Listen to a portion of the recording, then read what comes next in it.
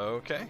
Welcome everyone for our week 4 match of the week. We have Operation Indecision versus the Passion Daddies. We're going to be watching some Tier 1, which has 5 series for you today. We got a mix of matchups, some TBT, but you know, you guys want TBT. I know you do. And with me is another person that really wants some TBT, Cold Warp Gates. How are you doing today? I'm doing great. You know, if there's any set of casters better to cast a TBT, I don't know what it is. Like, we got two Atats here. This is the best people to cast a TBT.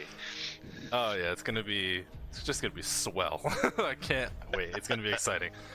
But we got gonna show on the screen. We got our lineup of who's playing today. We got some strong players this week. Snipe, Royal Blue, Siege. Some people we've seen around on some of the casts earlier in the season. Excited to see someone up. And I think notably, I think Jay Leo got promoted from Tier 2 up to Tier 1 for this one. Yeah, I can tell you that because he beat me in my preseason and in my first week, and then I checked that he got promoted to Tier 1 and I felt less bad about it.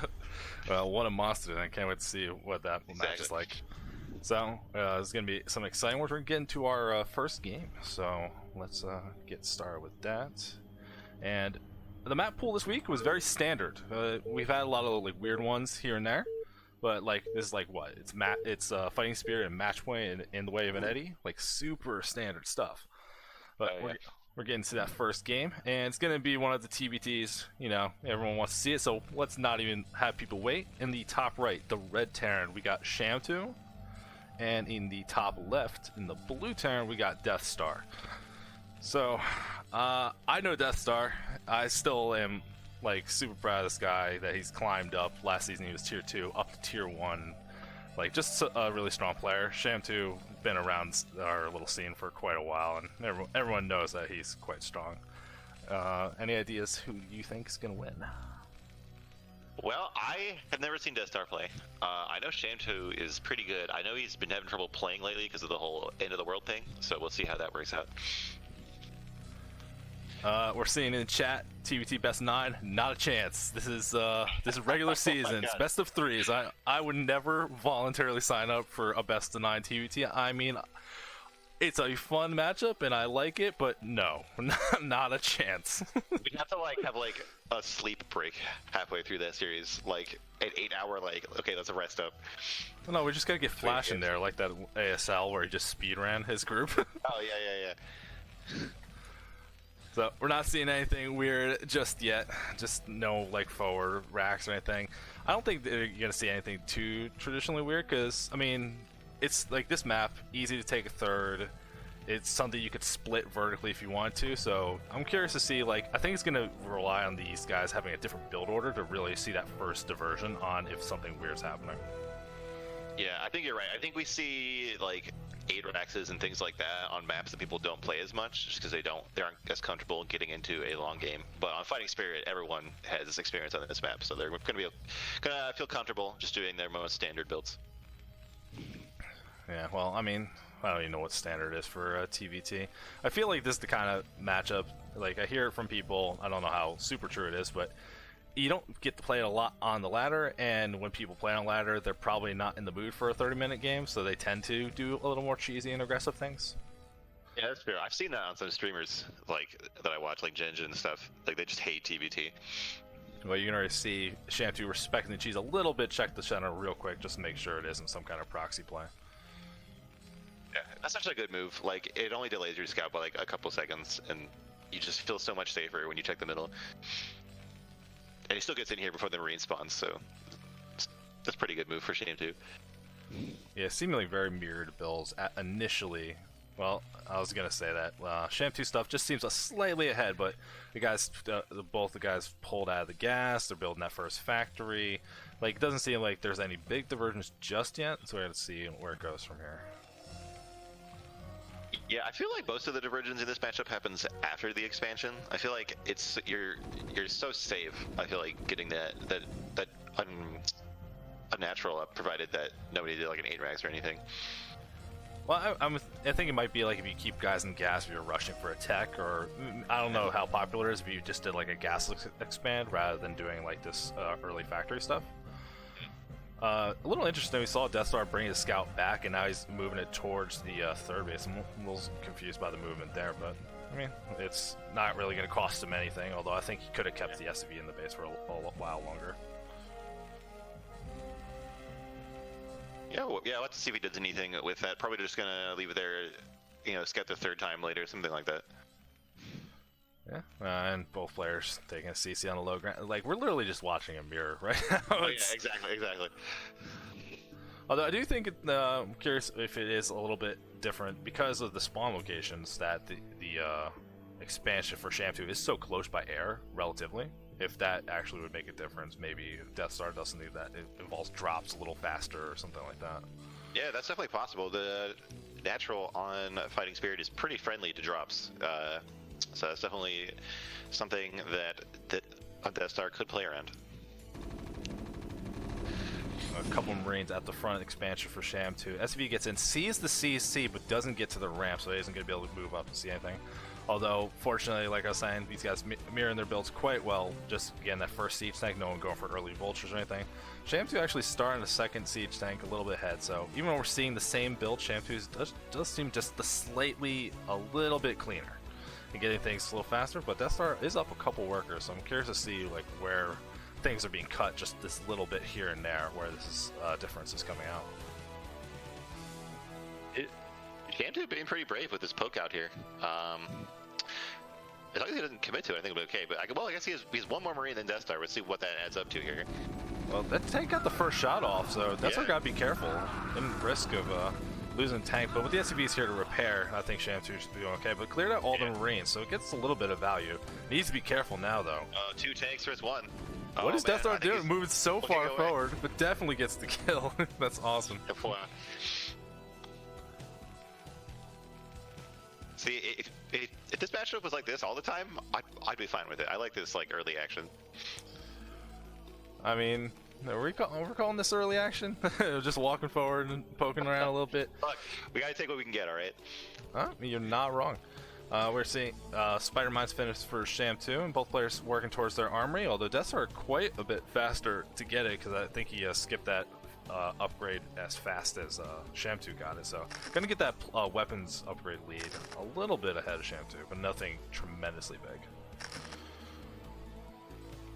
Yeah, it kind of seems like Death Star is leaning more towards the economy in the late game with the more probes and the faster upgrades, and Sham 2 is looking to do more damage. Gonna try to end the game earlier with these early poke outs, the cut workers, getting mines before the tech upgrade, things like that. Yeah, definitely. Especially with the mines, particularly, Sham 2 definitely have a lot more map control than what Death Star has right now. Although I caught that, you said probes. I heard it. Oh no, I did. This guy. I've been outed. It's okay. You play the proper race. Exactly. Even Flash agrees with you once he's switching the race, so he has that chance of getting that sweet Protoss. I was seeing Death Star move out a little bit. Hopefully he doesn't get hit by these mines. One mine gets a tank out. Oh, this is tragic positioning. It walks out eating the siege from Sham 2. Gonna lose another tank as well. With Sham 2 getting the earlier volley and that mine hitting, this move out for Death Star, even though he had one more tank, is going tragically bad. Oh yeah, that defender's advantage so strong in this matchup. Sham 2 sieging at the right time, and those mines paying off really well for him. I mean, are we calling this defender's advantage? The fact that Sham 2 is at his bridge, this is very aggressive. It's just that fact that he was already sieged, having that good positional. But we're seeing a starport on the way for Sham 2, and the Academy on the way for there. Death Star finishing his, starting more factories, but no starports. So finally, we're seeing a little bit of a tech deviation between the two players. All right, here we go. So we were talking about Death Star trying to get those drops off, but Sham 2 has gone for the starport first. Do you think it'll be for drops or for Wraith or what? I mean, so right now there's nothing to protect with the anti-air for these tanks. So getting one rank just to push them back a little bit seems okay. But if he has control outside this bridge, I can imagine drops like pulling your opponent out of position. Because if nothing else, you can see the SCV moving towards that 3 o'clock base. All this like good forward positioning, and then maybe the starport to put pressure on further. This is just going to give Shampoo the easiest time taking the third base in the world. Yeah. Sham2 is going for and going to capitalize on his contain here. He's even putting turrets. I know as a Protoss player, I hate when Terran does this. We see Deathstar trying to break out, but a couple more tanks. Oh, these mines. These mines are brutal. Oh my god. It's just ridiculous damage here.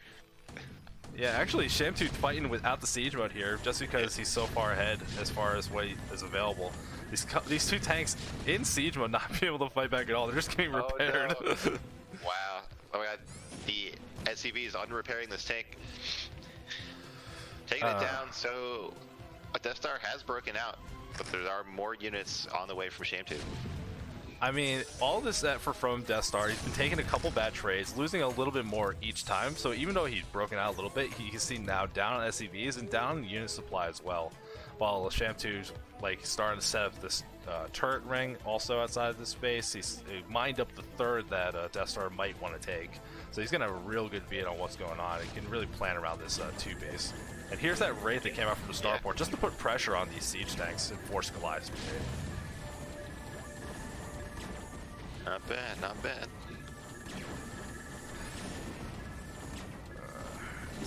The Wraith does go down, sadly. And we see Sham2's getting his barracks under siege, but still has plenty of vision. I don't think Death Star can really afford to move out. We haven't seen this CC star over on the right side from Sham2, though. He's just doing a good job laying mines at the next possible location for Death Star, really containing him into 2 bases, it looks like. Yeah, I feel like Sham2 it looks like he's about to start that command center now. I feel like it could have gone down a bit earlier. He's still way ahead of Death Star in the economy, so it's not like I can send him back. I think maybe a little bit of worry when Death Star managed to like barely break out through that bridge. Yeah, that's fair. Sham2 in such a good position, even just retreat just a little bit away from the bridge, gonna be able to slow down any push so much. Although don't want to lose his eBay, it's gonna you have to build another one before you make more turrets. But you see Sham2, like look at these vultures all over the map, really making sure that Death Star's gonna have to earn his next expansion. So he's headed towards that possible third. Sham2 is set up with some mines and tanks here. Just a couple tanks like stopping this from just walking up. Yeah. This is beautiful. Like how much value these couple tanks are getting for being in this position ahead of time. Although it does, those 2 tanks kill like 5 tanks. This straggler here is going to get picked off though. Yeah, I think there's still a lot of good value because not only are you seeing like when Death Star's trying to take that third initially, you did get a better trade than what it was invested. And with everything out of position, Sham2 pushing across the bridge, re-establishing that chokehold he had before.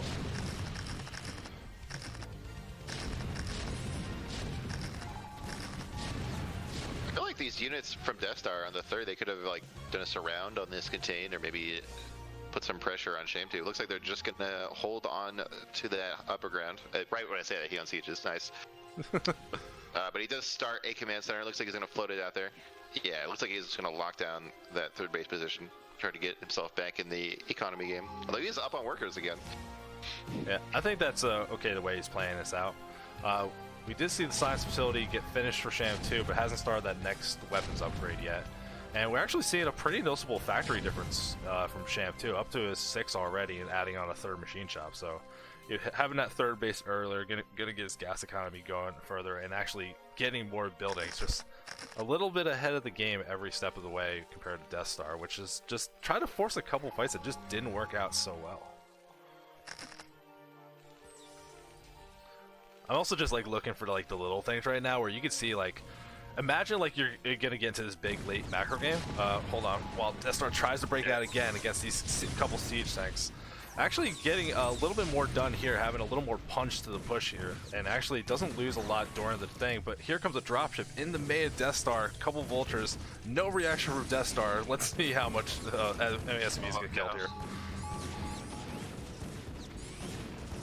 Absolutely brutal. Oh man. It's about, yeah, it's almost 10 kills now. Finally, the pull, but that was 15 kills at least, because the SCV count was at 50 when I saw the drop start. Wow. So this is magnificent value that Shamptoo's getting out of that drop. Even though Death Star pushed out a couple of units in the middle, it wasn't nearly enough to match that. Yeah, and he's kind of, again, just a few inches to the right this time, so Shamptoo is still going to be able to keep safe with all these extra SCVs that he has, not probes. Almost said probes again. I think he's going in for the attack, but Death Star's too set up here for this. I'm not sure. It feels bad, but these mines. Oh. Yeah, Death Star taking a little bit of the advantage here, but I think Shamptoo had some units to kill, but threw away a good chunk of his lead. He was up about 20-something supply, now only up a little bit. Death Star landing that third CC finally, but still at a very severe worker deficit. Yeah, but I feel like because of the worker lead, Shamptoo's actually behind on the army right now. He's gonna have to scramble to get this defense up. It looks like Death Star kind of knows with the position he's in. He's got all these units coming towards the natural of Shamptoo. Yeah, I'm still just when he has these really low counts of units like this. There's a couple tanks, not a lot of vultures, not a lot of reinforcement. You can see his mines doing so much work to clear out those tanks. Shamptoo reestablishing the lead in the middle ground. I just gotta feel so unsafe actually pushing forward with these low tank counts. Dropship moving over to the third. So no mining from this third, not yet. Yeah, Shamptoo making great use of dropships in this game. And air units in general, really peeling apart the defenses of Death Star here. I mean, that seems like what you would probably want to do as for most players in this matchup. It's such as so about positioning, and you gotta be fortified, very sturdy, and like it's siege tanks. They don't move, right? So like dropships are the easiest way to abuse that. It's like you have one strong location. Okay, I don't have to go there.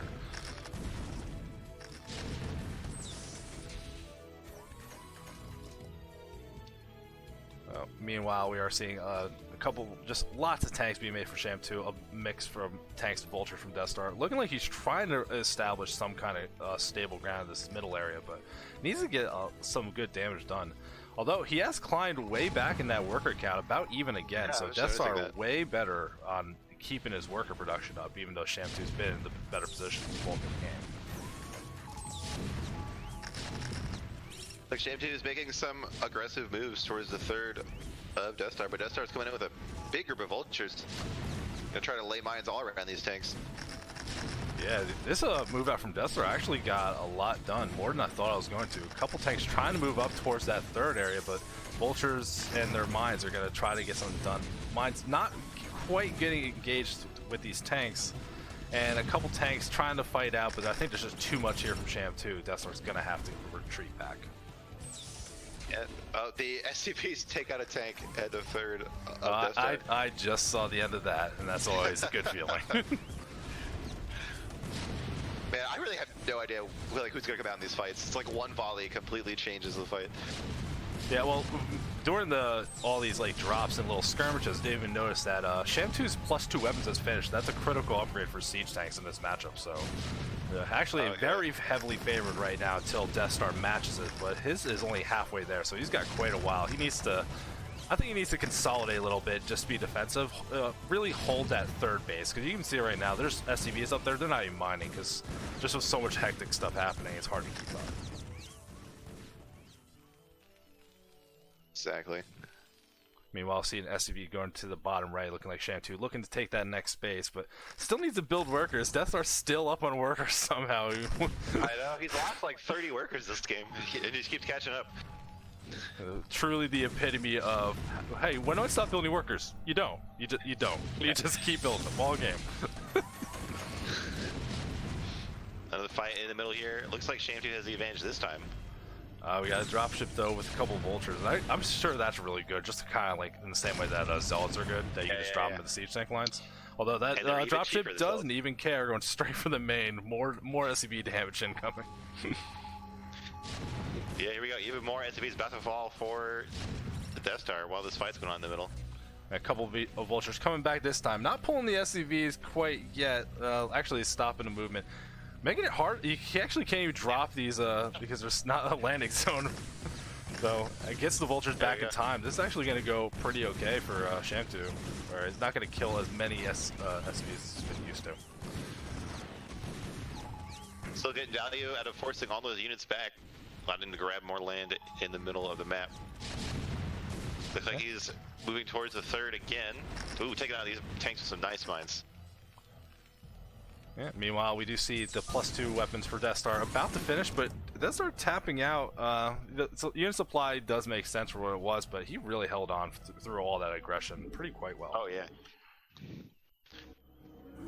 There's action all over the map, and both players were kind of on top of it for the most part. Shame to get in the edge in the end. Alright, we're going to be going into Game 2. Game 2 is in the way of an Eddie this week, and then the Game 3 is on match point for all of our sets we're going to see today. And I was so jazzed up to play for this week in particular. Well, I looked at the map, I'm like, this is so standard and great. No weird crap. I don't want to play on the weird crap. Yeah, I'm just glad there wasn't a clay field or a Bloody Ridge this week. Although I hadn't played on Eddie in a couple months, so I had to practice a bunch of games on that. Yeah, I like Eddie. I like anything with the inverse ramp. I'm having a little bit of an issue creating the cam, so we're gonna be in there in just a moment. But I like it in the way of Eddie. It's the same thing as like Gladiator. I just like that inverted ramp. It gives you that real opportunity to be aggressive if you want to. It kind of changes the metagame a little bit in some of the matchups. Alright, we got that Game 2 up. On the way. That's an interesting thing. It's saying something about my network connection. You gotta be routed. Yeah, it's a replay. We'll be fine. Yeah, I think it's gonna be okay. We'll survive.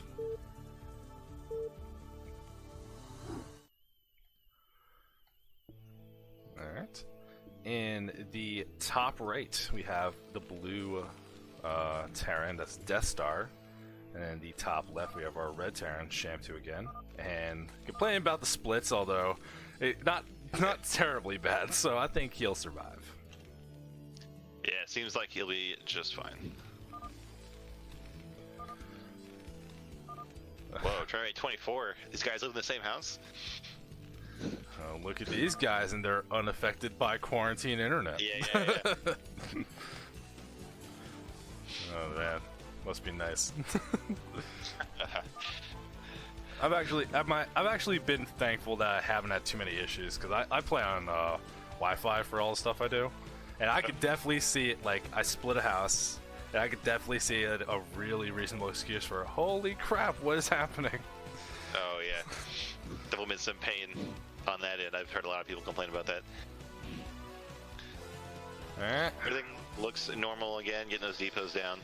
I feel like, so we could talk about this a little bit since we all play Protoss. It's like the same thing when you watch Protoss games, where it's like, alright, until I see the thing after the cyber core, it's the same opening every time, so how do I fill the time talking about it? Yeah, I feel that way about like Zerg is like, if they get the pool after the Overlord, it's fine, but if they get the pool before the Overlord, it's like crazy aggressive. But like all the other races, you have to wait like 3 minutes before they do something. Like, if they aren't building buildings in the middle of the map, you can't tell what they're doing for like 4 minutes. Well, even, at least like Terran has like little things where it's like, alright, they got the refinery, but they pulled a couple of guys out. It's like, alright, they're leaning for an expansion. Like, Protoss opens exactly the same way. Like, I don't even like write, like, all my build orders start at 15 supply. Because everything before that's exactly the same every time otherwise. Yeah. It's not even worth it. Pretty much.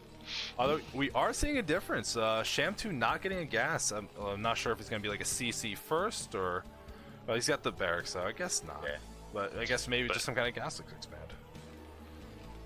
Yeah, it looks like maybe you can wall off this natural here. I have no idea what kind of walls a vultures can get through, but that would kind of lend itself to economic play here.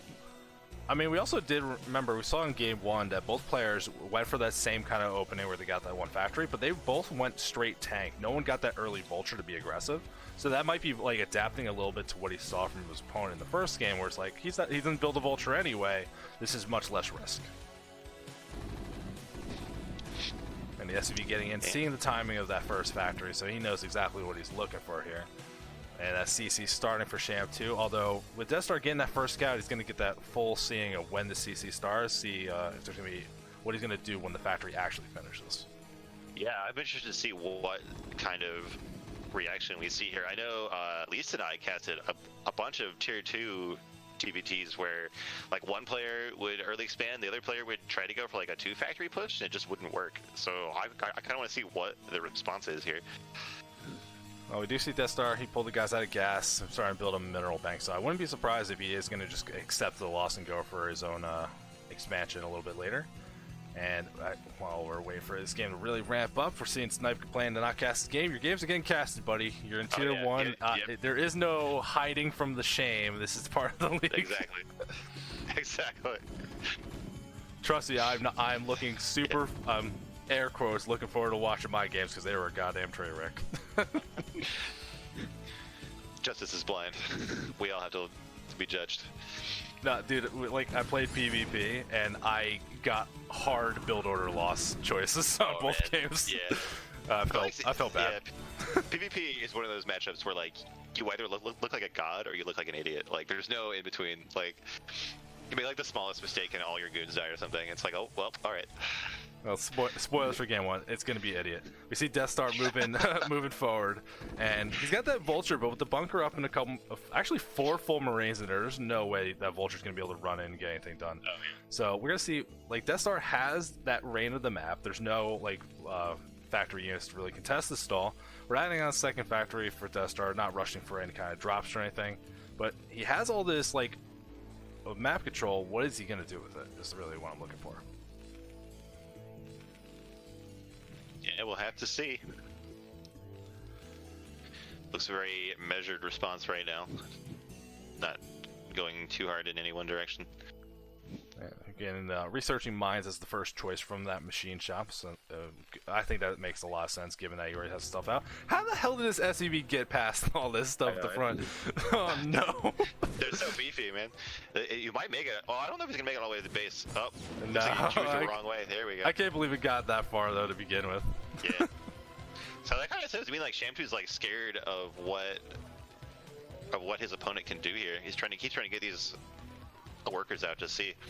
I don't really know what he's scared of, just because I have no idea what people do in this matchup. So we see a tank that could start to put some pressure on that bunker, but I feel like we'll have the tank of Shamtu out in time. I mean, so everything seems a little bit delayed. Shamtu getting his siege mode, not getting the spider runs first, so I don't think Death Star really wants to be pushing forward for anything like that. The barracks is flying all the way over, so he's going to have that extra vision, while the barracks still part of the wall for Shamtu, not being floated forward at all. Death Star is getting the armory that's on the way, so he's going to have that upgrade lead if that's what he's going for. He's also going to have access to those Goliaths, maybe just making sure he's ready for that dropship play that apparently Shamtu was like to do so much in game 1. I don't see a reason why you wouldn't be ready for it in game 2. Oh yeah. I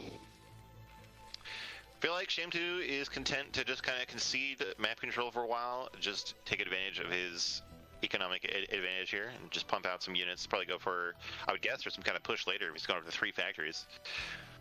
Yeah, I really would just like, I feel like Death Star with all this map control, he's just not really abusing a lot of it. This sounds like a good opportunity maybe to get a lot of infrastructure ready for building stuff later, like while you have that little gap where you don't need to be cramming units, or like hard teching to something that's going to open up the map a little bit. But he's just taking it very slow, so he's just like playing with that little bit of a disadvantage compared to the earlier expand. But the unit supply is the same, worker count's pretty much the same as well, so it's not really abusing him too badly at all. Although he does go a little too far with that first tank and takes the first casualty. Yeah, my costume here. Well, I don't see Shamtu trying to bust out of this anytime soon. Well, right when I say that, he does inch that tank forward. He's lifting his buildings. The thing is, he needs to get out of here. But this looks like a pretty good defensive concave here from Death Star. Or maybe offensive concave. Well, However you want to call it. Well, you're saying inch forward. I think is exactly the term you want to be using here. It's just Yeah. playing that little bit of position. Shampoo doesn't want to get contained into his natural too hard, so he's trying to make sure he can take whatever advantage he can to get out of it a little bit. We actually do see from Shampoo having that third factory ahead of time compared to Destar, but Destar adding on a bunch more right now, setting up for that mid game. Oh yeah, going for 5 factories. I'm gonna start pumping out some units with these upgrades that he's working on. He could have a big army advantage on Shampoo. I really would like, though, like maybe dial back one factory and start that. He has that SAV over at that 3 o'clock base. Start that CC. Yeah, I feel like it's gonna be a long time before Shampoo can do anything about it. We do see him trying to break out right now.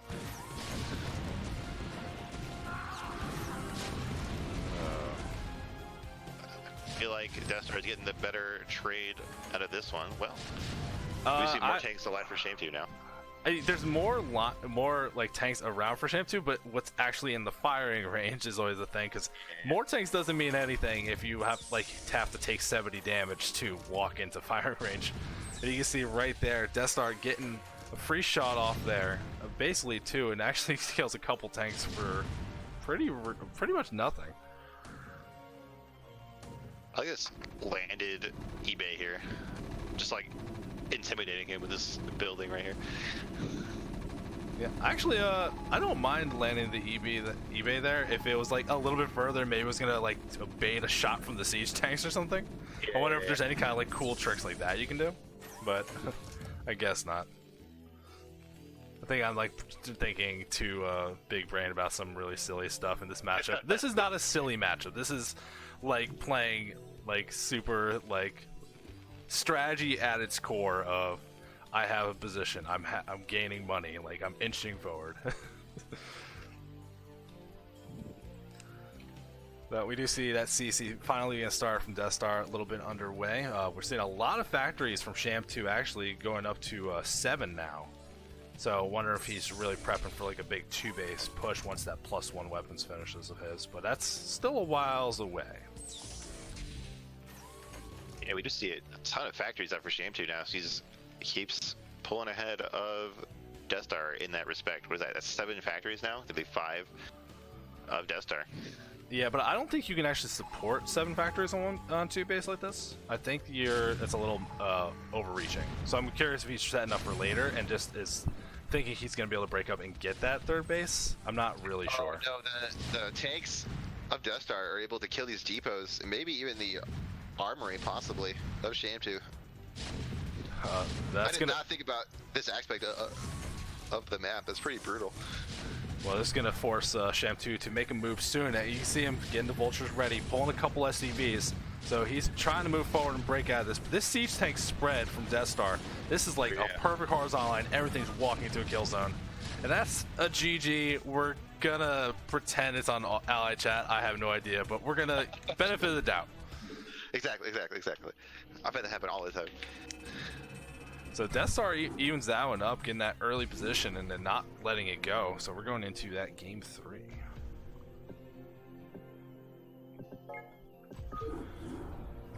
I'm curious to see what the build order choice is going to be here. I feel like match point is terrifying in this matchup, right? Because it's so hard to move your army normally, and in this matchup, it's probably impossible. Oh yeah, there's so many choke points and high grounds everywhere. I got that 3rd game up whenever you're ready. All right, let's see if I can. Oh, come on, Blizzard. Let me see it. Hold on. I'm offline, so if you're looking to join through friends list, it ain't happening, buddy. All right. No, I'm on the games list. It shows up and then disappears, but I'm finally in.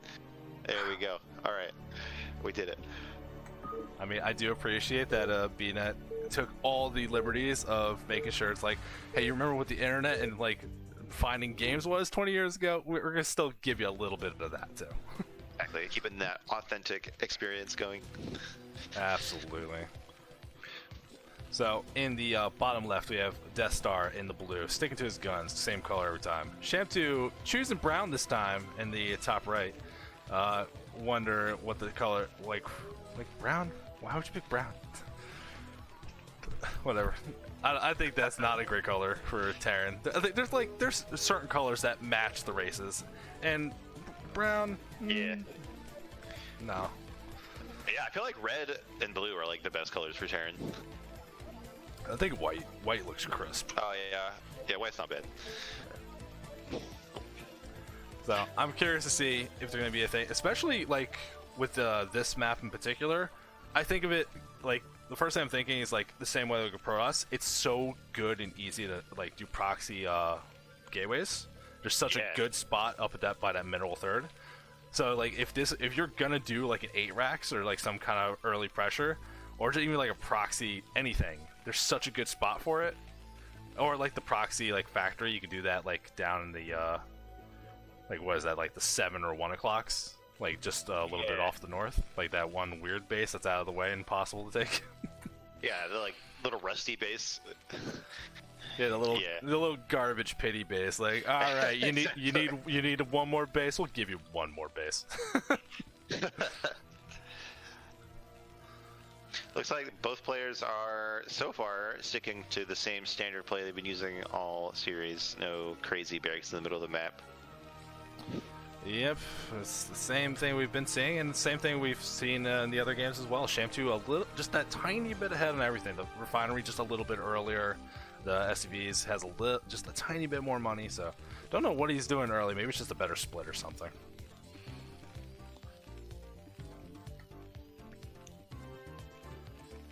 We see the SCVs moving out, and Sham2 even checking for that proxy going down to that third, so respecting that it is an option. I feel like Sham2 very responsible about taking a little bit of time just to prevent a silly loss. Oh yeah, it's such a tiny thing, but it can save you so many games. And just like psychologically, you feel so much better when you know that you're not being cheesed. Although psychologically, you feel way better when you see the cheese and you're like, oh, I can hold this. Oh yeah. Assuming that you know what to do. Like sometimes I scout it, I'm like, I don't even know what to do against this. I just lose anyway. Oh, well, we are finally seeing a deviation. Death Star didn't take his guys out of the gas after getting enough for that first factory. So it looks like Sham2 is going to see that too. With this very brave scout here. Brave? Come on, man. It's a dude in a giant mech suit. He's just flying around. You're right, you're right. That's not brave. There's no brave about 60 HP, yeah, he could just leave and go home at this point. Look, he's getting shot up. He doesn't even care. He's just leaving. Yeah.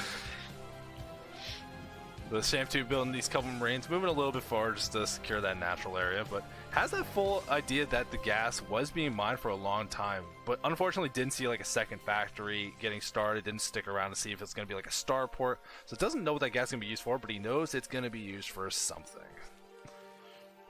Exactly. Well, let's say that factory is done. Is it going to be another starport, another factory? Let's see what the Death Star does with it. Well, we do see that CC star from Sham2, so Death Star, if he's doing something a little fun and interesting, he's going to have to start doing it soon, otherwise he's going to be in a bit of a rough spot. It looks like it's going to be starport for Death Star, which that makes so much sense, and he's actually proxying 2 starports in a weird spot. That barracks just out of position, barely misses seeing it too. Barely missing it. Oh man, this is actually beautiful positioning, because that's like out of the way in a weird way, in a way you're not going to like just scoop out and see it. Yeah. And with 2 starports, I assume it's going to be like a Wraith, like really early pressure, because especially with this early expansion, like your armory is not going to be rushed for, you don't have an eBay, like you don't kill SCVs fast, but nothing's going to be able to shoot up. Yeah, I feel like Sham2 didn't take note of the guys in gas. Like I don't see any sort of defensive. I think I wonder if he's just thinking like maybe armory hasn't started in eBay. I don't know how he's gonna deal with these. I think he might just be thinking it's supposed to be like extra factories into like some kind of aggressive push. It wasn't really respecting that it's gonna be this multiple starport play, especially this proxied starport play. Yeah. I wouldn't have thought of proxy 2-port. It's pretty crazy. This should be a giant red flag. Those 2 SCVs that built them walked back and past the SCV that's in the high ground right now. So 2 SCVs going home. Yeah, so if Sham2 was paying attention, he should have saw that, but we don't see him starting any kind of anti-air right away. The first Wraith is out and doesn't go into there, is waiting for the second Wraith before he goes in. Time to start doing some cheeky damage with these little paper planes. But that's not gonna help him. He's just GGing. He doesn't even want to deal with it. Oh no! Death Star, you beautiful bastard. See, why can't all TVTs be like this? That was a good TVT series. I wasn't bored the whole time. That was super exciting. So Death Star taking 1-2-1, pulling out the cheddar, but it made sense. Yeah, see, I like that. I like the cheese in Game 3. It's like, all right, I had my fun. I practiced my standard builds, but I just want to win this game. It's like, all right, we're done being fun now. Let's just win the game. I no, like in the chat we see Royal Blue saying that's a really good proxy location. I agree. That like it's out of like the way of any normal scout, and it's not all the way up in that main where you think it would be like a really obvious place to proxy. Like it's in that like perfect spot where it's like you're never gonna find this. Oh yeah.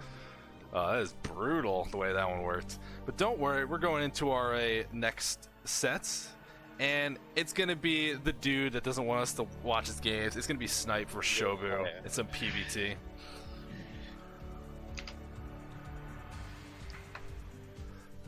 Why am I casting this one next? Because that's the alphabetical order of the replays. I just go down the list. It makes it easy. That's what you get. It's like school all over again. Everything is done alphabetically. Yeah, that's exactly it. But don't worry, on Snipe, I'm sure he's just downplaying. It's probably completely fine. So in the top left, we have Laser Snipe in the teal Protoss. And in the bottom left, representing Little Team Pride, Passion D Shobu, making the ID just to match for his team name. I like that. I like the team pride. Yeah, I respect it. I don't like since Snipe wants to be so down on himself, I'm gonna just tell him this is happening because he chose teal. What a shit color, man. Come on, get it together. Whoa. Teal's all right. Nah, come on. Like, why would you pick teal when you can always be teal with the the shift tab thing, right? But now your opponent sees your units as teal. Like maybe they get confused. They think it's their units. All right, you gotta think about the psychological edge here. Let's be real. Do you ever see your opponent as anything that isn't red? Do you I actually like, let them play the color? I like it Artosis style, where you leave the real colors. That's what they leave it, but you change the mini map so that your opponent is red. I like that. I usually do that when I'm playing like ladder casually, but CPL like especially like because I always like I feel like every cast I got mentioned because I play Carbot. I have to like have a really discerning color difference in Pros with Carbot, or I have no idea what Zealots are doing. That's fair. Yeah, like Zealots, like even in the remastered graphics, like there's not a lot of team color on the Zealots. Like when I get like a yellow versus orange matchup, then I just change to the teal versus red because there's no way you can tell who's Zealots or who's in that situation. Well, the Carbot, the side blades in particular are very notably standing out. So if you have to have a different color, because that's the biggest thing you're looking for is the color of the side blades. Oh, is that how it works? Yeah, that's how it is in StarCraft 2, but that's not how it is in default Brood War, is it? Like the side blades aren't team colored. No, not in default. All right, so now we've got all the important stuff out of the way. We can talk about silly things like builds and matchups and scouting and all that good stuff. Yeah. Yeah, we got the colors covered now. Oh, well, we're seeing a barracks, we're seeing a refinery. So no, we're not going to see anything for the Terran, notably yet. We're going to see after they get that 100 gas, if their guys are getting pulled out gas. And like I was saying earlier, a little bit in the last cast, the Protoss build never changes early. This would be the first chance for deviations that we don't see 10-15 2-gate. Yeah, I mean, we could see like a 12 next, but that's not super likely. Well, I mean, yeah, I'm guessing like it's fighting spirit, right? It's so easy to hold your bases, and you need to like, especially since it's so easy for Terran to hold the bases. I think you want to be going for an Akami play. It's like it's a high ground ramp. It has that little extra nook for siege tanks. Like you got to be going for an early expand here, right? Like what else are you gonna do?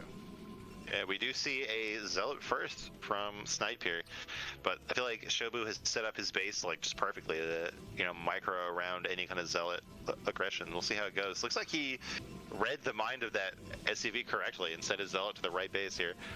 Yeah, we'll see what he can get done with it. I guess bunker just being started. Here comes that zealot though to be super annoying because that's what zealots do, right? Oh yeah. This is something that I've been wanting to try to do, so I'm definitely gonna study this game, see what he gets done with it. What, just a little more early zealot pressure? Yeah. I mean, it's super easy, and it's actually just like, because you don't need the probe scout super early like this, so you can just use that first zealot as the scout. It does help though that he didn't have to really guess around a whole lot to find the opponent's base. Does get a marine kill, and it's getting kited around a little bit, but it's slowing down his bunker very considerably, so it has its advantage of what he's doing. Yeah, this seems kind of like the gate expand in PvZ, where the real value is that you just screw up the opponent's plan. You know, the zealot doesn't even cost you very much, but it just makes Terran think twice about what they're doing. Okay, now like this the first zealot walking through the middle, checking for a proxy. I'm like, all right, that all makes sense.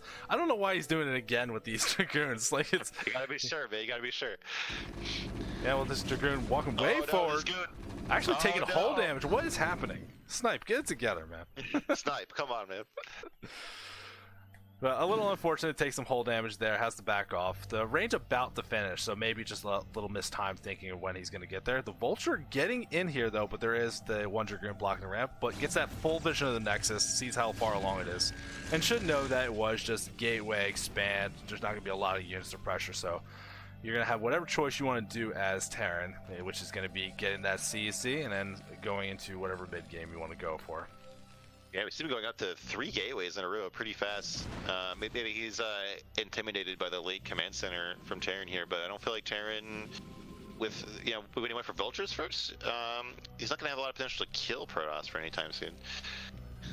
Well, I mean, you never know. Like, you didn't, like, this base is being started. You don't have a scout in the main. He's going towards that robo, so I'm guessing it's going to be for observers, get an idea, but you don't know, like, if it's going to be like, oh, I'm just going to get 2 factories and build up stuff, or it's like, I'm going to slam 5 factories and go for some big, crazy 2-base push.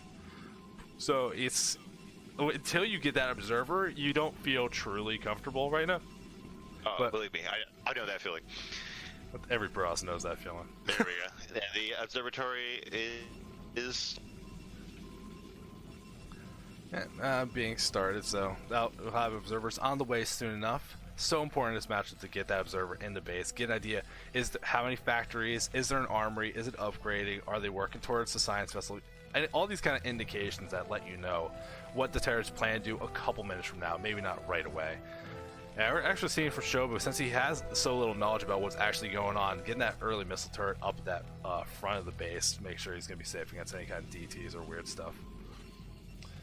Definitely. And get some turrets in his main, just trying to cover all the bases here, stop DTs, stop Reavers. This is always the one thing that just blows my mind. How is your second tank not up on that little ridge, on the high ground in the main that covers everything? I would send my second tank there 100% of the time. It's such a good spot for tanks. It's annoying how good it is. Especially if you're like me and like you just want to go for that tank up there, but all your goons die in the process of trying to get it. It's such a good bait for us players who don't know what they're doing. All right, so we're gonna take our Protoss mines. We're gonna take a guess. We see that early Citadel. We got a probe moving towards the top. I'm thinking 3-base Arbiter. Yeah. Do you want to disagree with me? That seems pretty appropriate. Makes so much sense on here, because especially in particular, it's so good at breaking that like 3rd base that's so hard to go up the ramp by ground, but a recall feels super nice. And an observer gets in, just sees that CC being started, sees that there's only 2 factories and with machine shops. Actually, if you're looking around, there's no armory either, so Snipe really seeing that it's going to be just mainly economy moving forward, not like any threat of a big push anytime soon, and takes his own 3rd Nexus. Yeah, and he sees the 3rd command center being started, so he knows that he's going to be safe from any aggression from the Terran for a few minutes. Well, we do see Stargate and a Temple Archives being started. I don't want to say I am a clairvoyant genius, but I mean, everyone saw this coming a mile away. It's like 3-base Arbiter on this map. It's just, you better have a good reason not to do it, it feels like, you know? Yeah. Although we do see Snipe probably needs to start adding on some gateways reasonably soon if he's going to be going for this kind of thing. This goon production actually kind of slowed down a little bit. We're seeing the Forge being added on to get some upgrades moving on soon. These couple vultures moving around the map, making sure there's no sneaky base being stolen over the side. And it goes to the front. This is a reaction to the economic play of the Terran here. You know, he doesn't have to pump out units too soon. He can afford to get those upgrades, get this tech, get these arbiters going. I do like this probe trapped here between the Templar, the Citadel, and the Stargate. Like, who knew that that was a tight wall, right? I mean, is it a tight wall? Or did he just not move it back? I don't know. I guess either way, we can still laugh at him, right? No, we can say it's for him to micro scouts later. Yeah. Scout stacking. Very important this matchup. Oh, look at this perfect time from Snipe. Getting the goons up here. Very nice. Like seconds before the siege tanks really set up in there. And actually the siege tanks going on the ramp, not going to be ideal for fighting this off. The goons going to be able to take them off and deny this third for a substantial amount of time. Oh, yeah, that is one of the things about this map. Like, if you can get that third, it's so easy to defend. But if the Protoss is already up on the high ground, it's so hard for Terran to take without a big group of units. So Snipe taking good advantage of that, killing another tank. Yeah, a couple of vultures going around the backside trapping these goons. Gotta be careful not to lose all of them. Delaying this expansion's good, but we can't do it at the cost of a giant amount of army. He's losing a little more than they should feel comfortable with. Yeah, let's see how that works out. Looks like Terran barely lives. So the third does get up eventually. It was delayed, but Snipe did lose those goons, so it's gonna cost him. It's gonna make it more difficult for him to take this fourth base he's trying to take if their vultures on top of it.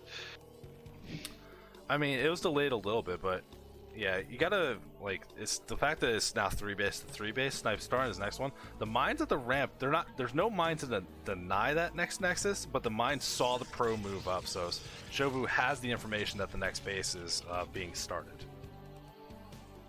Yeah, let's see if he does capitalize on that. I know that just destroys me as a Protoss player. Like, I keep trying to take this base, like vultures, like just scoot in and kill the probe, and then there's mines that kill the goons I send, and then like, oh no, then they like keep a vulture in the corner of the base, so they just kill the probe right after my goons leave. It's like, oh man, it's enough. Did I see something weird? There's infantry armor being researched. I think that's gotta be a mistake, right? That's gotta be a mistake. I don't know what. Gotta be a mistake. Yeah.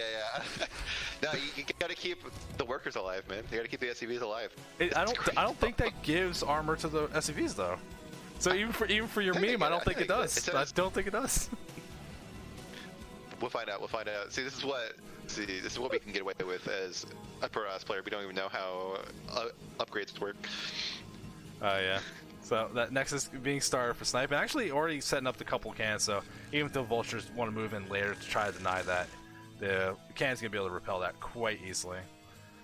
Arbiter about to be completed. Start building up that energy. Scan goes down. Fully sees 3-base Arbiter has the perfect idea of what's going on. Snipe's gateway count still feels a little low given everything that he's on 3-base moving for the 4, but still only on 5 gateways. Feel like you're supposed to have a little bit more right now. Yeah, we see that factory count going up too. We got got to 7 factories, kind of the normal amount for this 3-base. So Protoss would definitely need to add more gates pretty soon. He doesn't want to get overtaken on the army count here. There we go. Starting to see more gateways going down. Yeah. See some action in the middle of the map. These vultures trying to get to that base, but the goons being in the right place at the right time. Well, a couple of them are going to get there, but the cannons are already there. They're going to be able to repel that without any issues. Exactly, there we go. One probe going down, but the vultures getting driven back. I like this arbor in the middle of the map, just hanging out. Oh my god, that's so scary. I thought that was just an observer the way it was placed. Yeah. Oh man, that's brutal.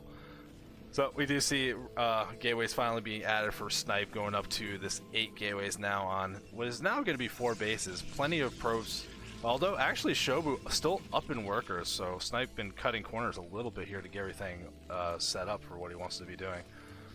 Meanwhile, we see Shobu getting that double armor. He's going to start catching up to his upgrades, and it does, in fact, infantry armor does help SCVs. We learned something. Calculated. Definitely gonna, we're gonna watch him like win a fight like with like 3 SCVs leapt over, and it'll be because of that armor upgrade. Yeah, it's going to be interesting to see.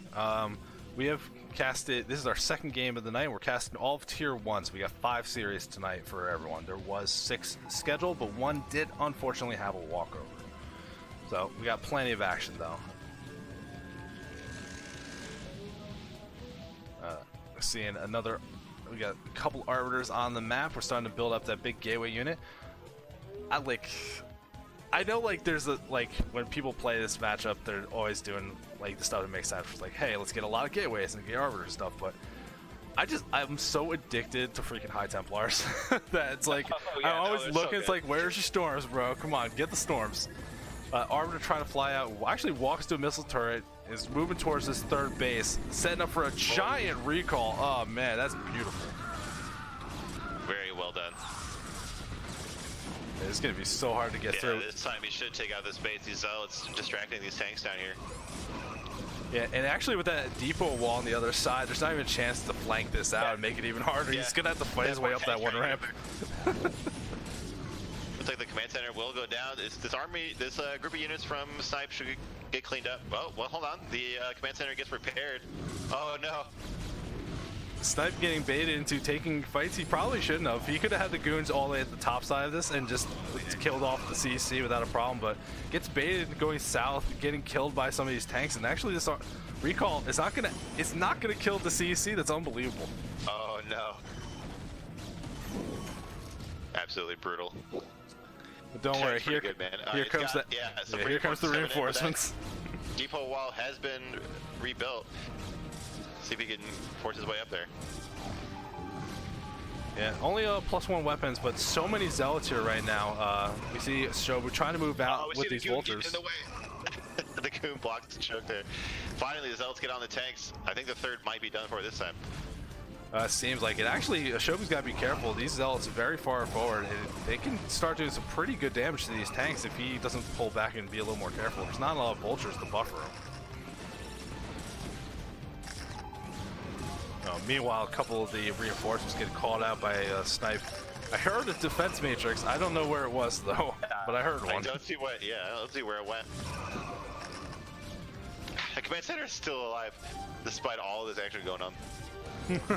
Actually landed again, still burning, but he landed it anyway. Yeah. Alright, so a lot of action going down at this third, which is it's a little hectic. I'm not sure which way it's going to actually end up going. We're seeing Snipe still macroing pretty well. Both players, like, even despite all the action going on, not really dropping their money. But Snipe not really building a lot of workers into this next base. Didn't take that fourth gas or start adding on extra gateways. So really focused on getting his stuff done now. But I want to see that next step moving forward. It's so close. It got down to like 50 HP at one point. You know, it would be beautiful for all these SCVs repairing that CC. One nice storm. One nice storm to destroy all of them. And then you kill the CC too. See, High Templars are awesome. We need High Templars, baby. Another group of units heading in here. This fight just never ends. This fight's been going on for like 3 minutes. Yeah, I'm curious at what point is this like becoming an overcommitment? Or if you're going to really commit to it like this, like you have that Arbiter there, it has 120 whatever energy. This could be a stasis on those couple tanks to make sure. It does get EMP'd. So I feel like this attack is finally going to be over. I feel like overall it was still good for the Protoss though. They did cut down the worker count. It was up to 70 SCVs at one point. You know, just keep the army down. Protoss still has a very healthy supply lead here. We do see an attempt at a hidden base in the bottom right of the map. Terran gonna try to pull some sneaky tricks to get ahead here. I don't think but it looks like we have some zealots and some goons that might be, you know, just checking the map. Absolutely savage. Yeah. Meanwhile, the big thing I liked about All's attack during it, Snipe did start setting up the third base expansion. So even though it's been a very contested for this third base and didn't actually kill this CC like we thought was going to happen so many times, you think you get that next base up and is moving to the next stage. If this fourth CC doesn't actually get established, which does, the small units went down straight to the 6th. They actually didn't go to the main, so still a little in the dark right now. And hopefully Snipe isn't just assuming it's 3 base Terran and not the potential 4. Oh yeah, I've lost so many games like that. just not checking for bases. It's the most brutal thing. Snipe actually not being super diligent about actually keeping up with the weapons upgrades.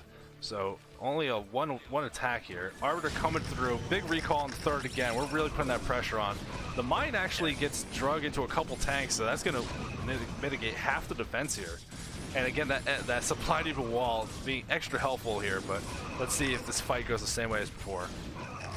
Did he just not get stasis? Like, I don't think we've seen a single No, stasis. he There's did. so many juicy setups. He did research it, but is choosing to go for recall instead. Although he has the energy for a stasis right now. Yeah, there's like you get like 2 or 3 tanks there. The Arbiter's moving. He's gonna try it. I have no idea. One Zealot moving towards that bottom right base. Gonna see this CC that's just very recently finished, so the perfect time. He can't cancel it. Gonna have to float it away to save it. I feel bad for Shobu. Yeah, he's trying to do a drone drill. Let's sell it here, but it's too late. He's already reported back home. We're seeing Snipe though, really just cranking out a bunch of Zealots. Wants to keep the pressure on here. Shobu, actually, throughout all these fights, he's been taking so many worker hits at this base, and the main's mined out now. The National's getting reasonably close, and actually a lot of the SCVs are gone there. I wonder if there's a drop or something I missed. I'm trying to keep attention to all this action, but I think he just keeps transferring workers to the third, and they keep dying. I haven't seen any like storm drops or anything. That's tragic. Yeah, and with this base being found out, all these Zealots are in trouble. Yeah, another big group of units. Oh, I think these mine drags are gonna get these workers here. Oh no! Does get a few, unfortunately. And the Vulture is actually not even going to be able to fight against these Zealots. They're actually just getting microed away in time. So, unfortunately, we're seeing from Shobu very low production because he's so starved for minerals right now. He needs to defend this third with like all of his might, but oh man, just a stasis. Come on, one stasis recall. Do the 1-2 punch. I know, please. It's so good when you stasis like on the ramp and then they can't even get in the base.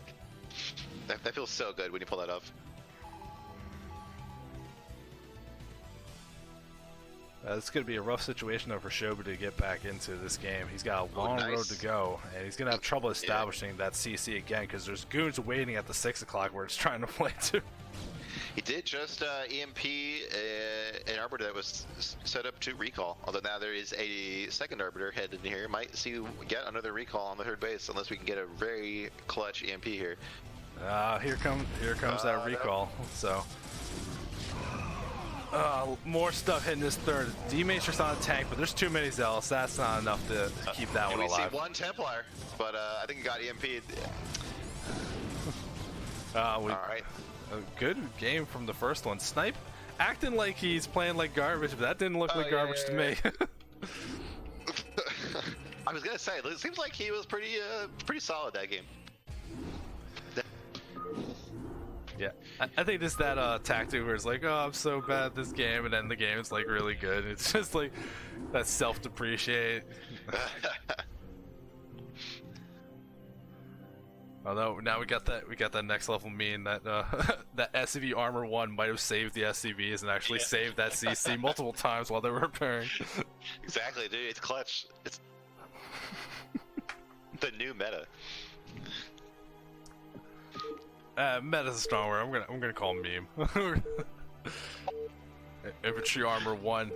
I mean, hey, I'm just saying, if you have Infantry Armor 1 and it's 0 attack Dragoons, it's 1 extra hit per Dragoon. Oh yeah, dude. It already takes like 6. Yeah, it takes so much.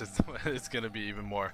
But we're gonna go into our next game. We got Shobu in the top right in this gray gunmetal Terran, and Snipe picking the proper green in the top left this time. And in the way of it, Eddie, it's inverted ramps. Get the pressure on. Come on, Snipe 2-gate goon. Let's do it. Come on, get that pressure going. Oh yeah, dude.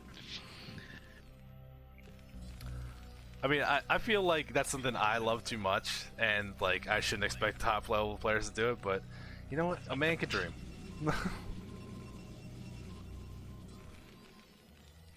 Well, I mean, just realistically, I would want something reasonably aggressive, just because it's so hard. Like you were saying, like on Fighting Spirit, that third base, if you get the goons before the expansion gets taken, it's so hard to push up and fight the goons. Now imagine that's how it is leaving your main. Like, you want to have that position up at the natural. If you can keep them in their main and keep them in such a bad spot, it's so difficult to actually break through. I actually wouldn't mind going for like some kind of bunker expand or something from the Terran, just to secure that high ground as early as possible. Yeah, just to grab that before the Protoss does. Well, we'll see how this one plays out. So far, everything looking normal as it can be, and we can, you know, we could just, I can like go grab a drink. I could be back in like 2 minutes and not really miss anything. Yeah, it looks like, well, it's probably a scouting record now I think about it. I thought we were going to see a gasless expand here from the Terran, but then we do see a gas go down. Yeah. Still very normal. You know, both players going to get that first scout off and get a full idea of what's going on. So that seems fortunate, especially when I think it's important to know how aggressive your opponent's tending to be and how you might want to make your choices on your build. Being getting that first scout, making it really simple. Exactly. And we're seeing Snipe do the same thing he did before. You get in the core and then getting a Zealot afterwards. Not saving the money to get faster Dragoons or anything like that. Even though he saw there was no proxy, that's usually like the big benefit to getting that early Zealot is. I mean, he's going to be able to send it over and put the pressure on, but it just helps you so much if it was some kind of proxy Rax play, having that little extra punch. It's not really out of the way.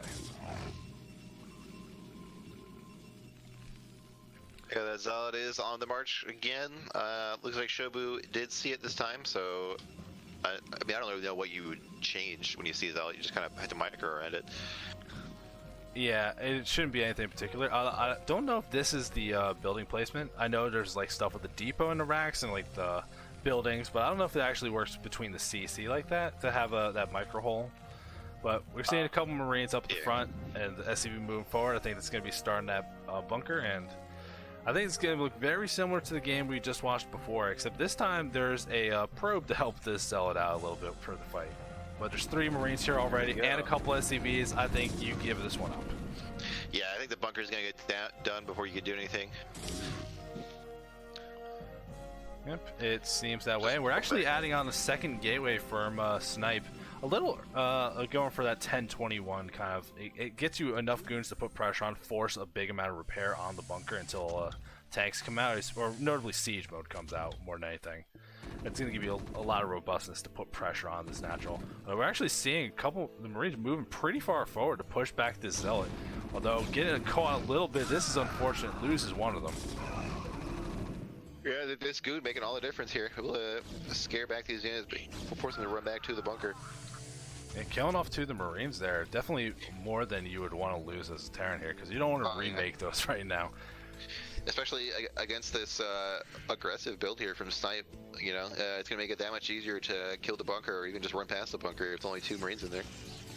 Yeah, I don't think this is meant to, like, this isn't going to be, like, super aggressive. I think it's just meant more to put pressure on the bunker, force the repair, and it's that opportunity if there is that misplay to break through. I don't think it's really, like, a really committed attack. Yeah, I don't think it's, like, all in or anything. It's just a bit more aggressive than the standard. It looks like he's going to throw down that Nexus not even that much later than normal, so look, he should be able to get some value out of this aggressive opener here. Yeah, the first tank coming out quite quickly to repels that 1 Dragoon. There wasn't anything really poking at the bunker, and actually there wasn't the goons piled together, so that 1 tank be able to push this off quite quickly.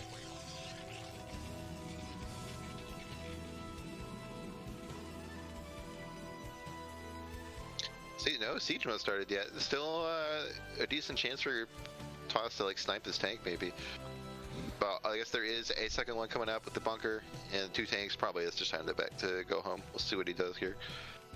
Yeah, I mean, when you have 4 goons, there's always that chance to get that walk forward and get the kill. And we see he missed the 1 shot from the back. Does end up getting it though, so loses 1 tank. Keeps going forward. He keeps going. 2 tanks for 1 goon. That's a good trade. That's a fantastic trade. especially with these goons having range now. That's going to really force a repair. Siege mode being researched now, but quite a bit off. And this is going to give Snipe all the time he wants to get that Nexus down without any issues. Apparently, like, doesn't want to keep dancing with these tanks. Without having that 4th goon like ready to fire, you don't really want to fight tanks. The 4 goons making that magic number where you can threaten to kill it without too much issue. And we're starting that next Nexus from Laser Snipe. This is like the stuff I love. You go for that 2 gate and then you just double expand pretty quickly behind it. Perfect. It makes sense. I mean, you kill 2 tanks, like, and that's all that came out of that one factory. Like, you feel great. Like, there's no vultures gonna come arrest you. Like, he's gonna have to build up even longer to get to a good tank count. You know you're safe to take the fast 3rd base. And, like, the Chariot's not gonna be able to scout it, because these goons are containing him in his base. Yeah, I actually seen really good for Sniper. We're seeing very economic focused play from Shobu. They're starting the next to command center he wants to take before I even see. There's only 1 factory still. He hasn't even made a 2nd one yet. Yeah, super greedy, but it might end up working out here. I wonder like how he like mind read the Sniper. Oh, we do see the goons running in, trying to get more tanks. They're going through. Gets 1 tank, gonna get the 2nd one again. Takes a big siege tank fire, but doesn't lose any goons. Just losing some shield off him. And now with this range, he can put some real pressure on. But move forward, start hitting that bunker. Come on, pressure. Poke in the bunker, man. Hold position. We are seeing that 1 tank off to the side from this low ground, so he's going to have that miss chance, but still not something you really want to mess around with, and Snipe just going to back off a little bit. No, I feel like when he had those like 6 goons there, I should have just run down the ramp rather than retreat. Like, he could have just camped a factory and stopped any more units. I think that would have worked beautifully, especially given how greedy Shobu was actually being here. I actually don't know how you would have dealt with that, because there's no like mines to help you. It would have been like 1 unit at a time out of a factory. You would have forced SCVs to fight very hard. Yeah, it's so hard to know that like in game though, because I think we've all had games where we're like slightly too greedy with our goons and they all die. So I can totally respect playing cautious. You know, he doesn't have the full map hacks that we do right now. Yeah, I mean, there's nothing wrong with that. If you keep percenting this tank out, that gives you that freedom. You can even see, like, he's adding on gateways now, getting that robo. Didn't have to rush for it, because it's like, if you keep killing the tanks and you see how they're being replenished, the speed, you can get an idea, like, how many factories, how the whole stuff. Actually, this is funny, though. Shobu moving that command center out just for vision on the Dragoons a little bit. Size against it, moving towards that base. What an absolute flex. It looks like he might pay for it. Because Snipe knows that third's going to go down. There's just not any units here to defend it. Yeah, there's nothing here to defend that.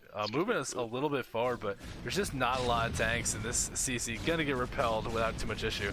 Actually going to take some pretty good damage, but I don't think it's in threat to actually die. Snipe does need to be careful, though. We see the units encroaching in from Shobu. Even though it's not a lot of his siege tanks, always powerful.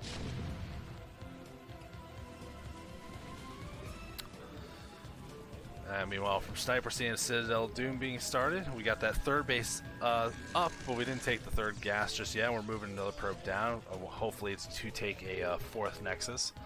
Shobu. Look at the NAT. Look at the NAT. There's 6 idle probes. So he's getting that pro production, but not actually sending them out. That feels bad. He's got the pro production, but he's down on workers anyway, and he's not using some of them. Come on. All right, so look, this is the sloppy he's talking about a little bit. It's all good fun. We love you, Snipe. Don't ban us.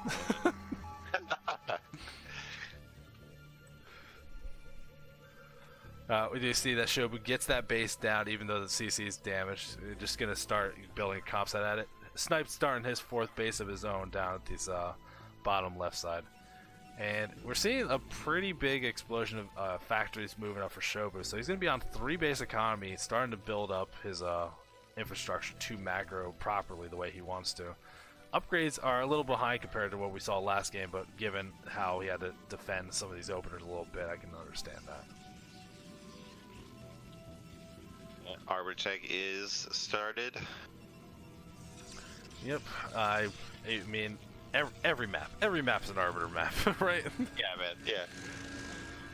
Well, if you're historic, every map is a carrier map, so maybe it's just you can do whatever you want.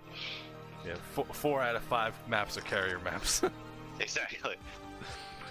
I love that series. That series is so cool. That is just like there's so much commitment from Marto. It's like he can't go carriers again.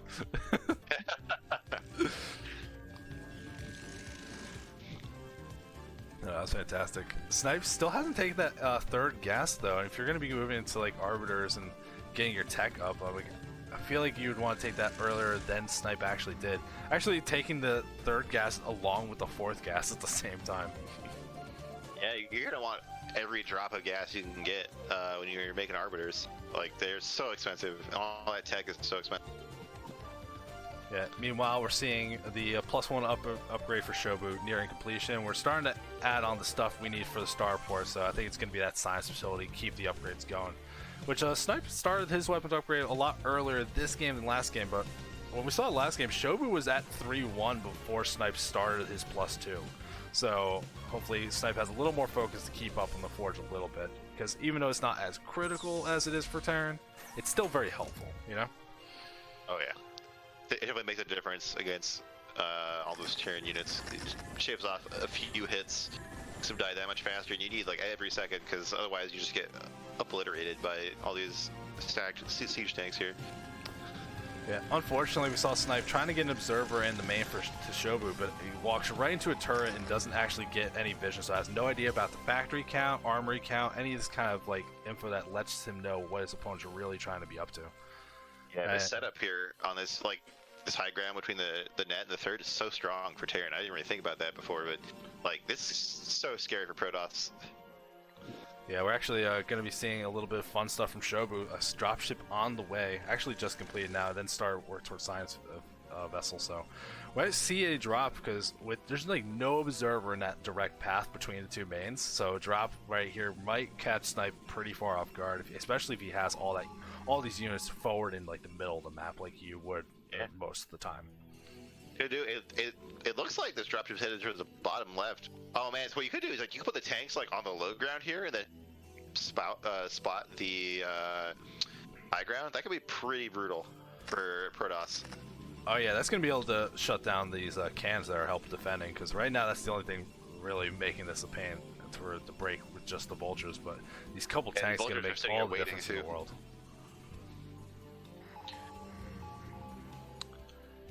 Yeah, if there's good damage done to this base, this is really looking bad for Snipe. That's going to be 3 base versus 3 base, with Shobu having pretty good worker saturation.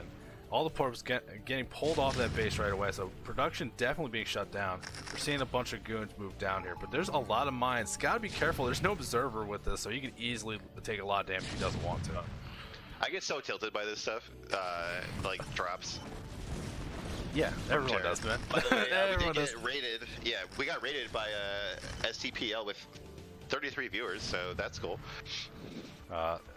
Another hero thing of the community, SDPL, just running forever. So much good content to watch. Exactly. Oh my god, these tanks are getting so much value right now. Absolutely shutting down that base. They're gonna take up so many units. Oh, this is tragic though. Snipe with trying to shut down this drop. Look at this giant move out from Shobu. Gonna get a really good control of that area right outside the natural and third. Oh, these Templar are all just mincemeat for these vultures. That sucks. Oh no. It's like there's no goons here yet. They're all down and trying to defend that drop. Come on, get a stasis. Oh my god, that stasis. 6 tanks. Yeah, this is a really good stasis, but Snipe, until just now, falling very far behind the macro, queued up a bunch of crap, I'm assuming, because he just dropped down like 2,000 minerals at once. So going through these big fights, but you see Shobu, good position, far forward. He's going to be able to control that high ground area, because right now he wants to like split these two bases apart, make it hard to break through. And he's actually up on supply. That's never, ever good when Terran's up on supply in this matchup.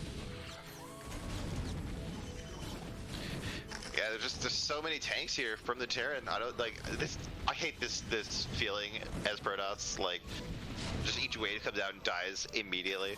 It's so miserable. Oh, big mine drag, but there's still so many tanks set up in this big arc here. Yeah, this is so hard to break through. And we're not I'm not seeing a lot of arbiters being made. Not a lot of army being reinforced behind this either. Like, stuff just popping out now, but you can see like things in the gateways queued up 2 at a time, so even though the money's lower, it's It's not spent in stuff that's actually effective right now. Snipe definitely in a rough spot here, and we can see he's trying to transfer some pros back to that fourth base, but that dropship's still down there. If we could just get a couple tanks back down there and shut down that base more, Snipes could be choked out of this game. Well, I don't know if he has to, because now this third is in danger too. I think these gateways can be shot from the high ground too, so really bad situation here for the Protoss. Are Arbiters OP enough? We're gonna find out. Not when they die to Goliaths. Yeah. Are these probes coming out here, the last ditch effort? Yeah, I think this is Too many tanks. Yeah, we're just sending these little groups of armies at a time. It's not going to be enough, and it's not like this is the kind of thing where it's like, oh, you can give up your naturals, build up your units in your main, and break out later.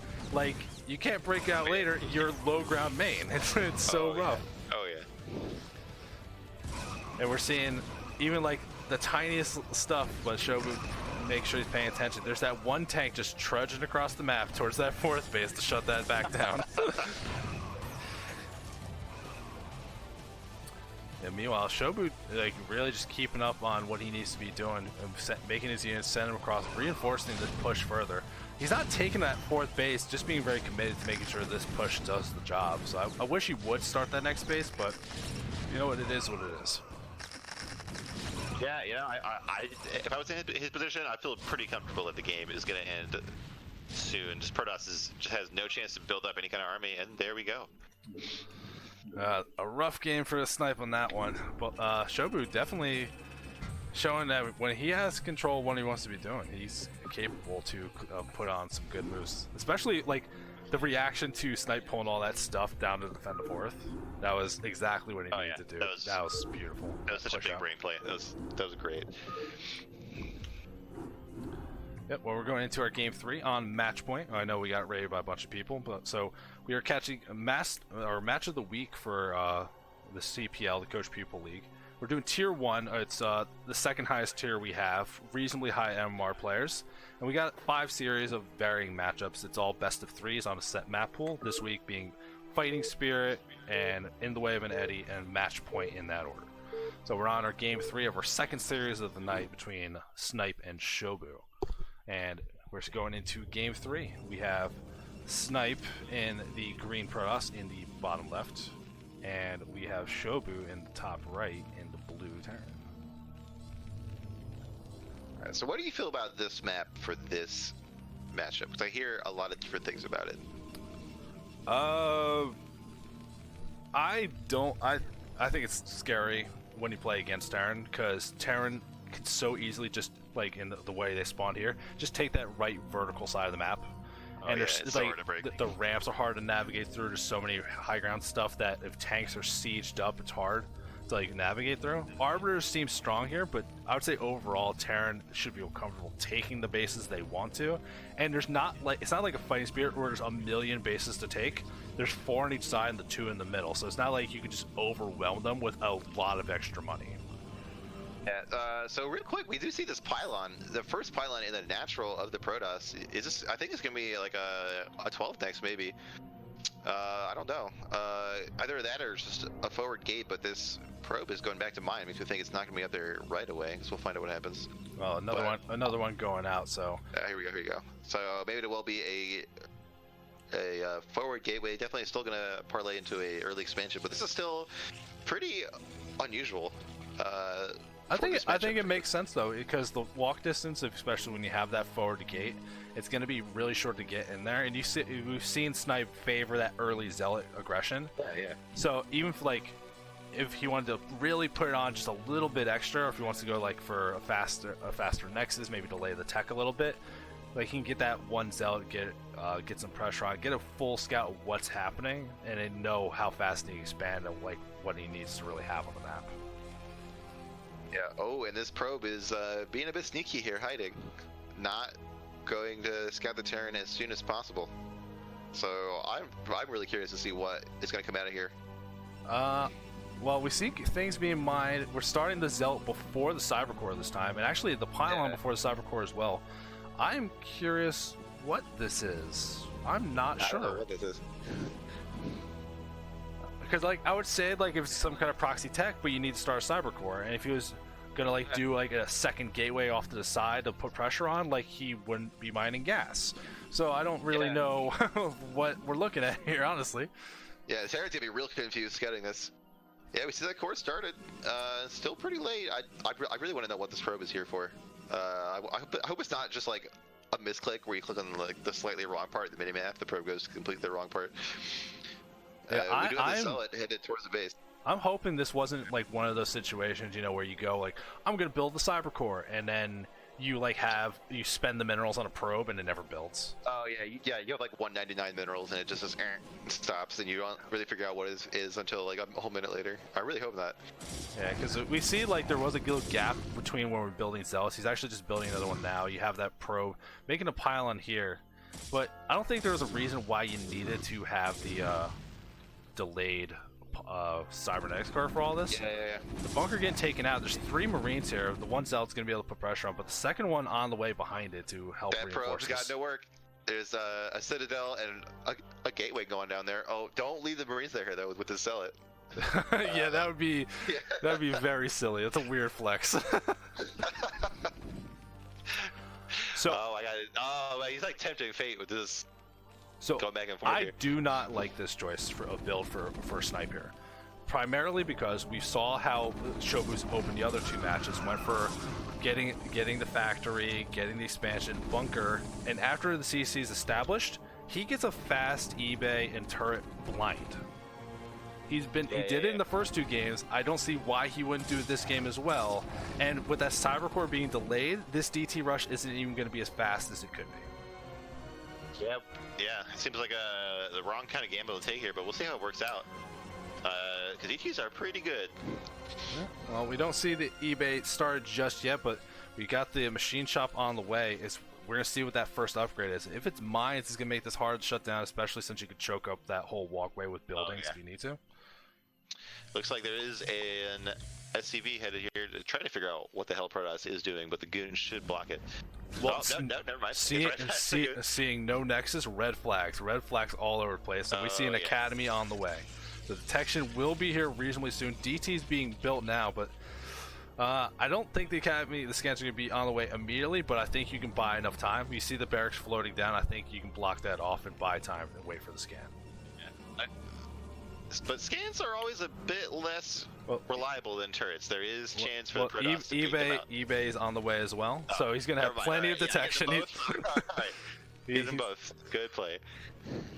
Yeah, this is I don't know what happened with that cybernetics core. It's one of those things I can't explain, because if this was a real DT rush like this, you don't do that with the cybernetics core. I do think it was one of those situations where you just accidentally spent the money. Here comes the DT walking through though. Going right to the main. Yeah, the comsat getting started. It's not going to be finished, and we heard that first swipe. DT in the main. They know it's here. We just make sure we don't lose that comsat. He's bringing back units to get ready to fight it when it gets scanned out. So Snipe needs to be positioned carefully, but he's actually attacking the comsat. I don't think he's going to be able to kill it in time though. The Nat, a goon, and a second DT are focusing down a comsat. Yeah. So the Nat comsat does go down. Oh, there's more DTs. The bunker goes down. They're having trouble dealing with everything. Oh no. Okay. Wow. That's crazy. I did not think that was gonna work as hard, but I mean, 2 gates of DTs, they still do a lot of damage. Oh, yeah, DT is pretty good. Protoss, pretty good race. Oh, Snipe taking that one 2-1, and we're gonna stay honorable. That was honorable, right? Yeah. Look, you tried to do the right thing for the first 2 games, but at the end of the day, you just have to win, right? It's like we saw that in the first series. Just pull it out. Well, you say do the right thing. It's a team league. The right thing is to win. Yeah, exactly. You know, try to show good games, but at the end, just make DTs or a proxy starport or whatever. Just get a W. Yeah, I guess, but I thought with the way show was opening, especially seeing that no Nexus, like red flag, like I should get that ePay faster this time, and I thought I was gonna be ready in time, and it just was a little bit off, especially with the 2 expansions. I don't know, rough situation. But we're going into our next series, and I don't remember the name, so we're gonna have to wait until it loads up. Well, I'll find out together. Yeah, we will find out together. And it's gonna be Shafir in the blue Protoss in the top left, and IRK Sheep in the teal Zerg in the bottom right, or bottom left. Oops. There you go. I know Shafir has been very helpful to me personally. He's pretty good at teaching me lots of tips and tricks. So I'm eager to see how this matchup works for him. Okay. So if you're saying you know him a little bit, is he a Forge Expand kind of guy or a Gateway Expand kind of guy? Definitely Forge Expand. That's boring but very respectable. I know, right? I like the Gate Expand. It's so much more fun to actually be doing stuff for the first 6 minutes of the game rather than just sitting on my base. Well, I like the Gateway Expand. I lose with it 100% of the time, though. Oh, I know that feeling too. So I don't play Gateway Expand anymore. I tried so hard just to make it work for a long time, and now I cast these higher tier games, and I go, maybe they'll do Gateway Expand. Then I can just like watch it. Something. Exactly. So yeah, it looks like Shafir is going to do that Forge Expand, scouting in the quote-unquote wrong direction, and it is going to cost him this game. You're technically supposed to scout in the counterclockwise direction because that's how you see the Overlord. Well, you would have to move out of the way to do that, and you would have to assume that your opponent is following that logic. With a lot of time, it feels like that doesn't actually happen. We see from Sheep just to go in that overpool opening, nothing unusual, just again that that standard, that's super stable. And Shafir moving down here, we're at 11, so yeah, looking like it's gonna be that Forge because you would start the Gateway just that little bit faster, make sure you can get that cell production up as soon as you can. So what do you feel about double scouting? Because like what I started doing, that probe that makes the Forge, send that out as well, just to get that information a bit faster. And like if one probe dies, I have a second one tucked in the corner, ready to scout. I mean, I send a second probe out after I lose the initial one. So I'll have the second scout move out earlier, and I'm comfortable just building the extra cannons if I have to, and not really looking for how many lanes are being built. We actually saw even though we went overpool, the Overlord got there, saw it was that Forge opening, and I don't think any lanes got made at all. Like now, just the pair, but not the initial amount. So that early cannon slowing down next, it's just pure value for Sheep. Definitely. It's so hard to know, at least for me, when I can delay that cannon or not, because I've definitely lost so many games where I thought I could skip I thought I could leave the cannon until after the Nexus, and then 6 leagues come in and just barely kill it before it finishes. That feels so bad. Yeah, you got to get that probe in the base as soon as you can and get the idea of what you're seeing. Especially the biggest thing I try to look for is just I need to know when the larva morph, if they all do it at the same time, it's all the same unit, So oh yeah, that's the big thing I'm looking for, if I can get there in time to see it. We do see Sheep going down, taking that third base at the 6 o'clock. Not indicative of anything just yet. Lair on the way as well, so I'm guessing it's less likely to be something like a big Hydra all-in, which is nice. Yeah, with this lair, it's a pretty good tell. Yeah, I mean, but they can always just make more Hydras and all in later. The thing about Hydras, you can always just make a lot of them and go. I mean, honestly, the way I feel about this match, just if it's not 3-hatch Hydra all in, I'll take it. That's all I want. Just anything else, and it's an exciting game. I want to see what's going on. But when it's just 3-hatch or either making Hydras, I get 6 cannons in your natural, and just it sucks. It's not a fun way to play. Well, Cybernetics core nearing completion. We're going to see that tech choice for Shafir. I assume it's going to be Corsairs, but you never know. Citadel's still fun. It still works, just a little more dangerous. And there is no Overlord in the main, so might think he can get away with it, but I'm going to guess it's going to be... Ooh, it is Citadel. Cool. Citadel, fun. Right. Real fun. I love it. So I used to do this so much. Yeah. I'm excited to see how he plays this one out. I think Citadel's super strong. We'll see what happens. There is a Spire started. So not necessarily like game over for the Protoss, but it can be pretty hard to come back if they hit you with mute to like make an Archon and like spam cannons out. It does not feel great. Well, if he gets the idea that is the Spire, like you have the like deviation of what you need to prioritize versus like Archons or Storm or like weapons upgrades versus leg speed. Like you got like this little like I need to know what they're doing and know what I can go for. But the thing is, like we see the Overlord starting to walk towards the main now, but we're not really getting that full idea of what's going on. Actually, we made a Dragoon at the front trying to dissuade this Overlord from getting in, but the Lings are here to, and that's good. That Dragoon might die. Absolutely brutal. The Lings get through the wall too. So he does lose a bunch of Lings, but the Overlord is safe to scout. And I think when you see the Goon, you know that there's no stairs, because why would you make a Goon if you can make Corsairs? All right, I didn't catch it like all the way. I saw it in production tab, and I'm not sure if it finished or got canceled. I saw Burrow. Saw what? Burrow. Sorry, I saw the Burrow upgrade. I don't know if it got canceled or if it got completed, but I saw it in the production tab just out of the corner of my eye for a second. So that's gonna be exciting to see. I mean, we do only see one gas from Zerg here, so we're not going to see like a flood of mutas. He's finally getting that second gas. So it looks like he is just going to keep going into macro stuff, not try to, you know, haul in the Protoss with mutas or anything. Well, we are seeing at least one muta getting made, with the Overlord being in this base fully, seeing no Stargate. Now adding on. Mutas come up. Well, so this isn't to be unexpected, but what you need to be doing as Protoss here is actually adding on these cannons in the mineral lines to help you defend against this. Archons will be good once you get there, but like you can see, Temple Archive not even started yet, and it's going to be quite a bit away.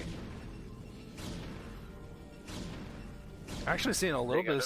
It feels like we're seeing a little bit of things from Shafir not really going the way we're expecting them to go, because like we have the Citadel finished, but like where's the leg speed? We didn't start Templar Archives. He's got a bunch of games. Done. Oh, leg speed's done. Yeah, I think, yeah, it's done. Got to give him at least that much. I feel like making these goons actually like cut down on the zealot count a lot. He doesn't have that many zealots, and the mutas are out. So you're gonna see if you can buy time with these zealots and if the get cannons up, but it's not that many zealots. I feel like it won't be that hard for the Zerg to clean up. He does draw back the mutas for now. Yeah, there is that one. There's that one sunken, but it's actually too far from the mineral line, so it's just gonna be the mutas trying to dissuade this. All right, so getting some pretty good value out of these zealots. Run into the main, just buy as much time as you can. You see cannons starting to come up in the main at least. Yeah, you gotta build these in production. Yeah. Definitely an interesting style we're seeing here, adding on more cannons into the natural, respecting the power that could happen here. Didn't add on that second guess yet for Shafir still, so that's a little concerning. And we're not seeing like going into Storm. He's actually going to Stargate now, super late. I don't know how much I like this decision. I feel like if you go for this kind of Citadel, like you commit to Archon, you commit to Storm or something, or even just like ranged goons with upgrades. But I feel like you're not going to ever catch up anymore with your Corsair count. You have more zealots in the third base of Zerg, forcing all those drones away, getting even more for Protoss to get ready. Nice play there. But yeah, goons, I feel like goons are just garbage. Ripus mutas, like they're so bad. Yeah.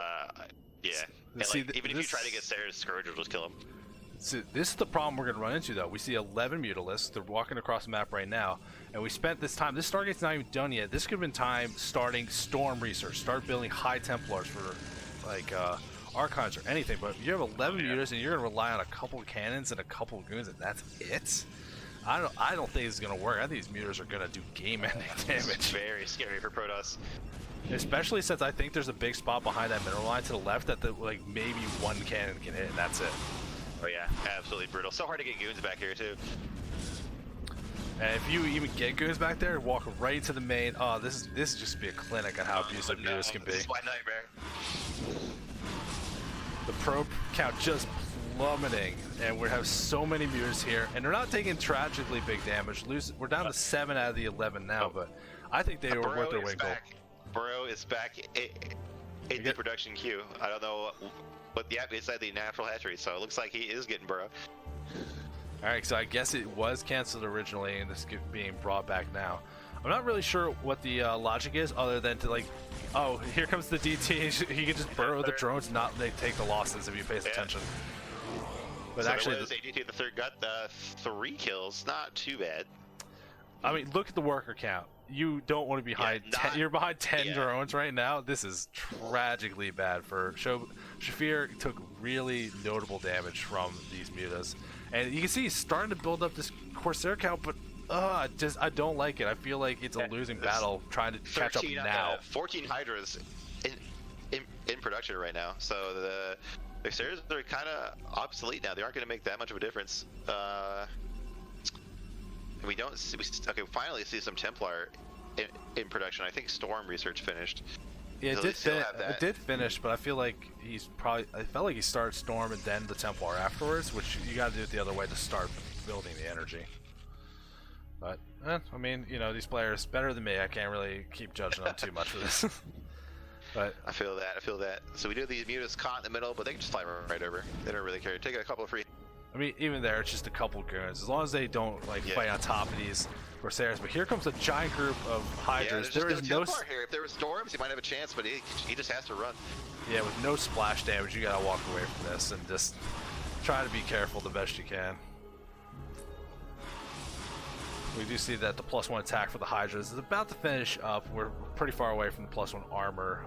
We actually didn't opt in for that +2 weapons, going for armor instead to make you survive a little longer against these Hydras. But these mutas really putting the work in, even with a couple of Corsairs. It's not going to be enough to really dissuade this. There's a big storm of the Hydras, though. Decent storms. We just see lurker aspect being started on the way, and a fourth hatchery down the bottom right. So sheep using all this pressure where we have a really turtled up Protoss that can't move out of the map. This is the opportunity. It's so hard to get to that fourth base. Yeah, for sure. Yeah. Took our Templar down for 1 muta, getting the rest of them pretty low, but there's still all these Hydras and just more and more coming. Yeah, we are seeing that Archon being made, but I don't know, like you gotta have a couple storms available, start building up a big ground force, and we're seeing like the robo on the way as lurkers nearing completion, so we're not gonna be caught off guard without the detection. But this is such a rough spot to be in right now. We're still behind the supply compared to the Zerg. The worker count now about even, but it's gonna be 4 base to 2.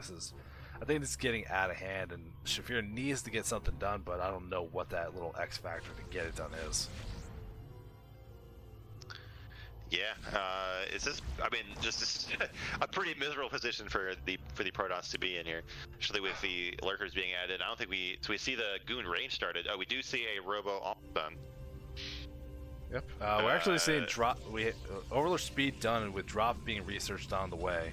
And we're starting to add on some more hatcheries, so really kicking into that mid-game macro with this 4 bases. So this is going to be very scary to deal with soon.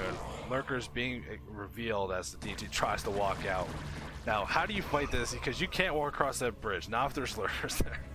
Oh yeah, especially with like 1 Unilive right now. Like so many Zealots trying to get ready against these Hydras, but the lurker switch coming exactly the wrong time for the Protoss. Yeah, observatory about to be finished, so not too far away from the detection.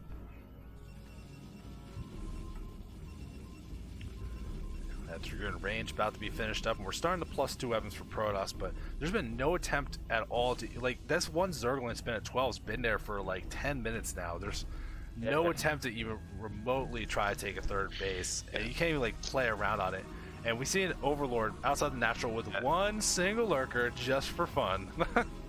There might be some spots here you can hide a lurker, but the cannons won't be able to get it. I wonder if he can see that. No, he can't see that lurker. That's ridiculous. Cannons are right there. That is super sad. Super sad. 9 kills already on that. Absolutely brutal. This is brutal. And we see Shafir trying to poke out a little bit to move out, but there's so much stuff waiting. Just that one investment, 1 single lurker. And he's got 9 kills. It's softening a bunch of stuff. Actually baits out the storm as well. Yeah, 2 storms on that lurker. And like, and suddenly Sheep taking like absolute advantage of this, just peeling apart Shafir here. Super sad to see. Yeah, but look at like how Sheep's been playing this. He's been containing, taking these little hits here and there, and Sheep slowly built this 35 supply lead and now a worker lead. And he's just working with this super efficient army of just a lot of Hydra lurker, and Like, how many storms do you need to hit to actually fight this off? I don't think you can. It's so hard too because he's did such a good job of sniping the Templar. Absolutely invisible before the Protoss. Yeah, you see, I think it's just too much here for Zerg. there are 17 Hydras being produced right now. They're going to get rallied into this whole fight. You already see the force running down. It's going down to just Dragoons at this point. A couple of cans are going to help out. Here come the Lurkers to fight their way through all this stuff too.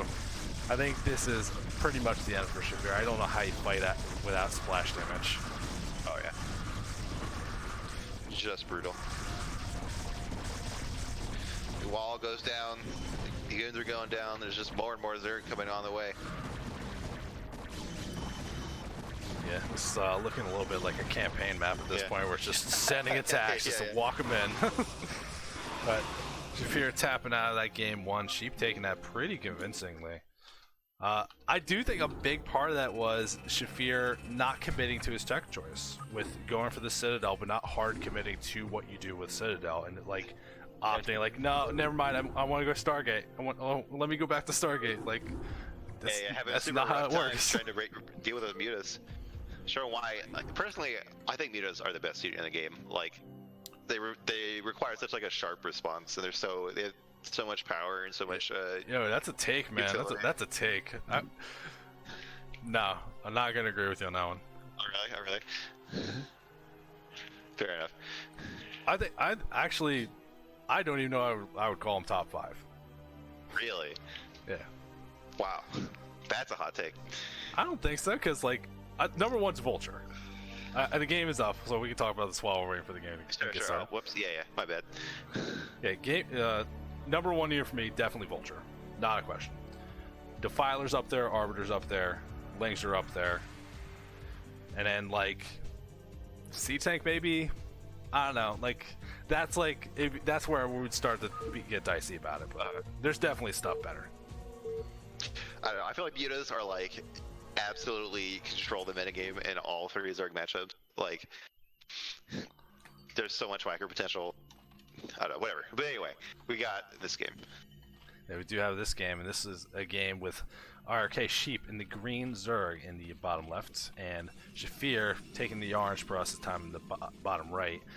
And I know, like, the wall here, like, I think the space is a little bit weird. I don't know, like, how easy it is to wall versus Zerg on this map, and since you're incentivized to be aggressive, I wouldn't be surprised if there is going to be a cool 3-hatch Hydra coming in. I feel like this is a good map to do it on. We'll see. Yeah, I kind of like the maps for toss, or the walls for toss on this map. Yeah. Yeah. Every spawn is pretty solid in that respect. I think there is kind of like a decent arc for Hydras, I guess. Okay. Well, maybe I just get a little bit confused with the little doodads that are on the sides. Like, there's little, like, rubble rock stuff where we see Shavir put his file on. And see, like, this is what you're saying, like, oh, you always scout, like, counterclockwise, like, on Fighting Spirit. But you see Sheep here sending his Zerg Overlord upwards, not towards Shafir's natural. Yeah. So, like, I don't know what I'm talking about. Well, no, it's just that, like, it's one of those things where if you were like, I'm gonna hard commit because this is what you should do, that's the time they're not gonna do it.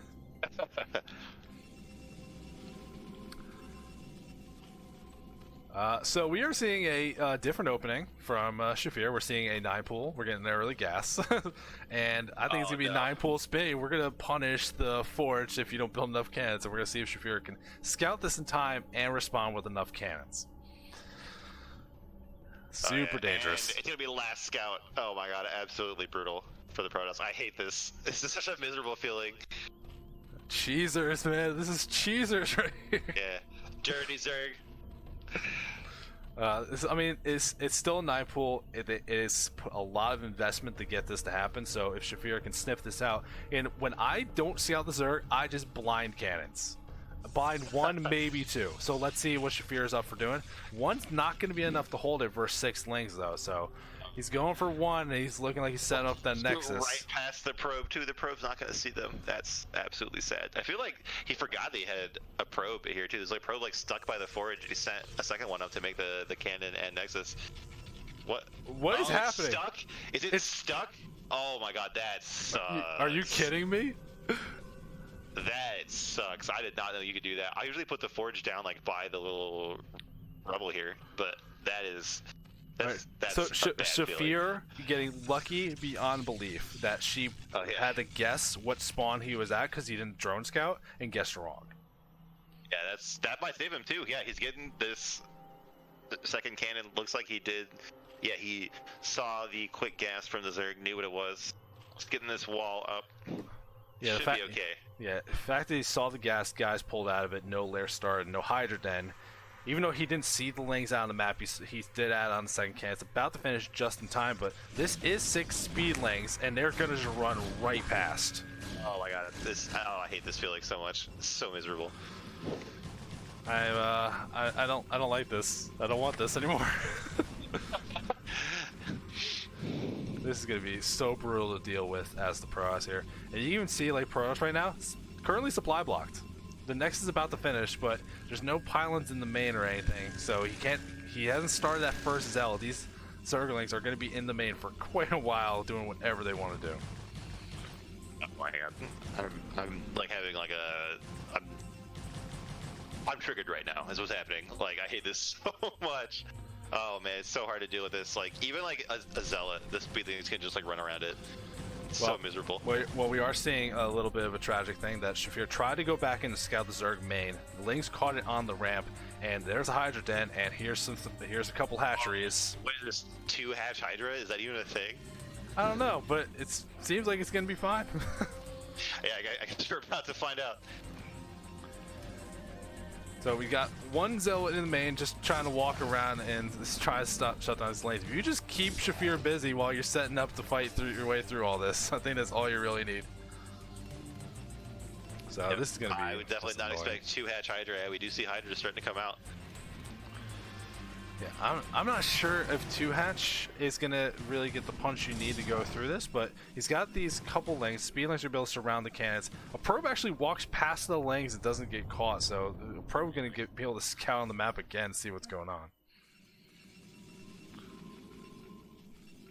Obviously the range upgrade coming in for these Hydras too. I feel like if it's only 2 cannons, you could definitely just pop them real quick here. Well, especially with the speed lanes, they just run in, and yeah. I don't know, is this a wall tight on the left side? The forge, like they can't get to the left of the forge, but they can get between the forge and the gateway. I am pretty sure. Brood walls make no sense if that's how it is, because that gap is clearly bigger on the left side of the forge. But I know. It's all right, we're adding a third cannon coming down, but and a 4th sniffing it out. Gets that scout in the main, sees what's going on. It is only 2 hatch. This is very committed, so all Shafir really needs to do is survive here. Here comes the lanes forward, though. They're going to fight that cannon. Oh, Jesus. This cannons die so fast, the speed links. Oh my god, absolute brutality. Yeah, we see a bunch of Hydras. It's just one single Zealot fighting through this. They're going to be able to shut down these cannons. I think Shafir is done for on this one. Yep. And there we go. Man, Sheep taking a clean... I mean... Takes another game. Good reactions from Sheep for what he saw. That he got some feelings in, saw the build, saw the cannons, just like, screw it, I'm in. And he just went for it, and it was clearly enough to get the job done. So good on Shafir for doing that. So let's go into some more TVT. I know you miss it. It was fun. Oh yeah, everyone's favorite. Our most knowledgeable matchup. It's the gentleman's matchup for honor. Exactly. Well, this is going to be from J Leo, our used to be tier 2, promoted up to tier 1, boss Terran, and he is in the blue in the top right. And Crazy are going to be our other Terran down the bottom right in the green. Very strong macro player, so if J Leo wants to have a good chance to win this game, I wouldn't take it super late. I'd make sure you're throwing Crazy off the game, because Crazy's macro definitely very strong. Oh yeah, I know that. I've played a lot of practice games with him. I mean, he even started just messing around with Zerg, and like after like 3 games, he was already just making like 100 Hydras. Like his macro is pretty dang solid. Yes, Siege is Protoss. I think I had that in my sheet. Did I mislabel that? Yeah, Siege is a Protoss player, and I think this is the last match we got for the day after our TVT that we're watching now. We got a little bit of time to kill. I feel like if I keep casting TVT, eventually I'm gonna learn it. And I was having that thought last season because I ended up casting a lot of them for whatever reason. And I think it was skewed because I apparently kept casting people that love doing like 2 and 3 starport wraith play.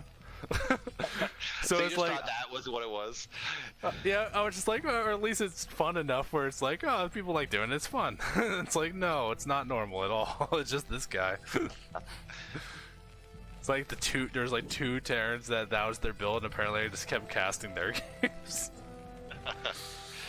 It's like Lita, dude. Just only make wraiths every game. Well, like the guys were going like big race player early, the battle cruisers all the time. Like, yeah, it's kind of fun, I guess. But I wasn't really learning the matchup properly.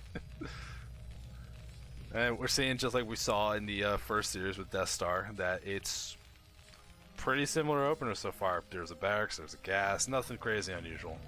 And I think on this match, like this map particularly, probably makes sense, right? So it's easy enough to take your bases anyway. You don't really need like the bunker or whatever. You just want to kind of get settled in for a longer game because it's fighting spirit. You're playing a macro game, whether you want to or not. You're playing one. Oh yeah.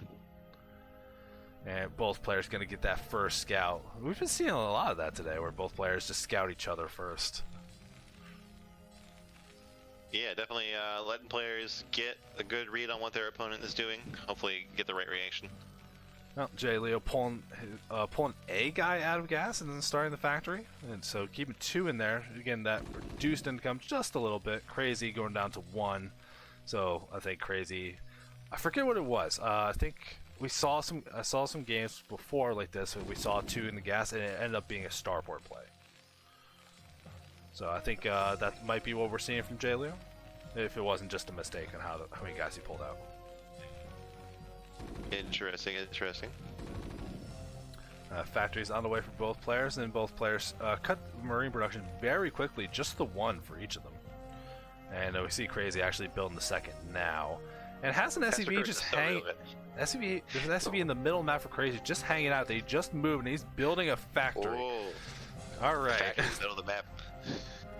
All right, so we're seeing 2 factories from Crazy, and he does have that reduced gas income, so I think it's gonna be like big vultures. Like, it's the only thing you can spend without committing to a lot of gas, right? Yeah. That makes a lot of sense.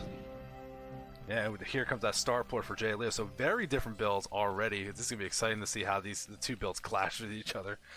I think I favor the vultures, since you're not blocking your ramp as Jay Leo here. You're starting this low ground command center with no wall off.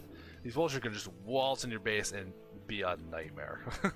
Yeah, and a really early expansion, like right after the starport. That's very interesting. That's going to be really hard to defend from these vultures out of Crazy. Yeah, I think this is why you should be just playing nice, thinking this opponent is going to go for the expansion play themselves. So it's like, oh, I don't need to build a lot of defense now, get that Wraith, get the scouting info, and then adjust later. But Jay Leo is going to be a little bit in a hard spot, actually losing one of the vultures already. He's a couple Marines getting their work done. Well, we're going to have 2 factory production of vultures compared to Jay Leo's 1, so you might be able to get caught up very quickly. And then if you're getting outnumbered in the vulture fight, it's terrible. It's just the worst. Terran units all deal damage and die so fast. So hard to stay on top of these fights. Yeah, we do see that you didn't build that initial first rate right away. We instead opted for the control tower to start researching Cloak for the rates. Oh, and boy. the barracks from Jay Leo gets to the National for Crazy, sees that the CC just started, so knows there's some aggression on the way.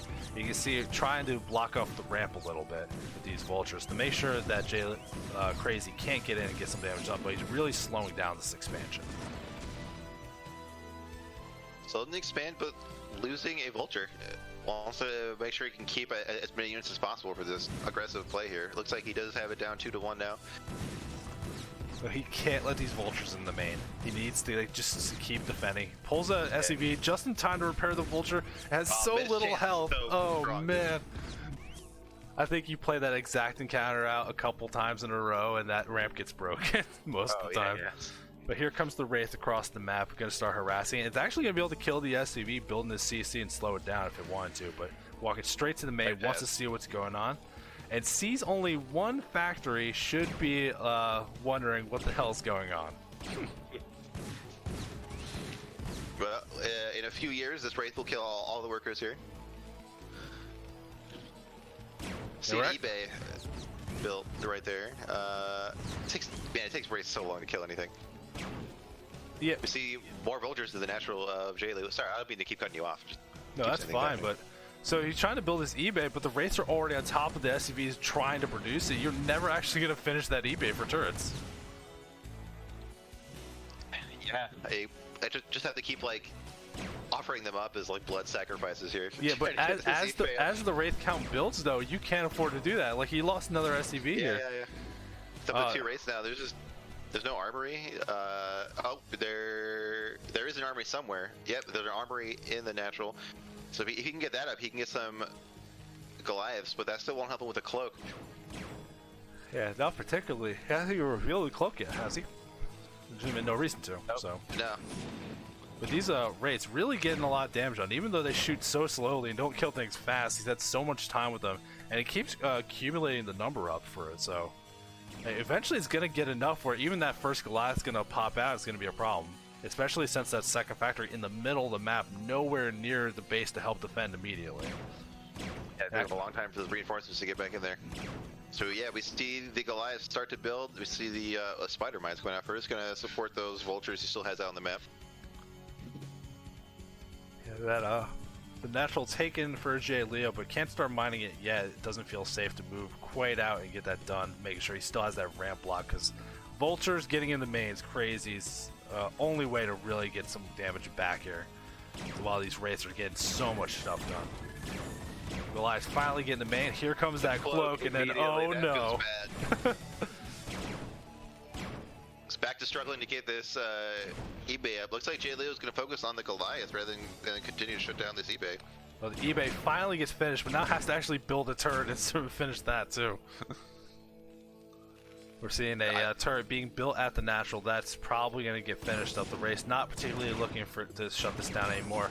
And we can see J. Leo realize, okay, we're about done with the race. It's not going to last much longer. He stopped production on them. They've done their job, and he's going back to normal factory production. Actually, could add on more factories. You see right now, he's floating a good amount of minerals.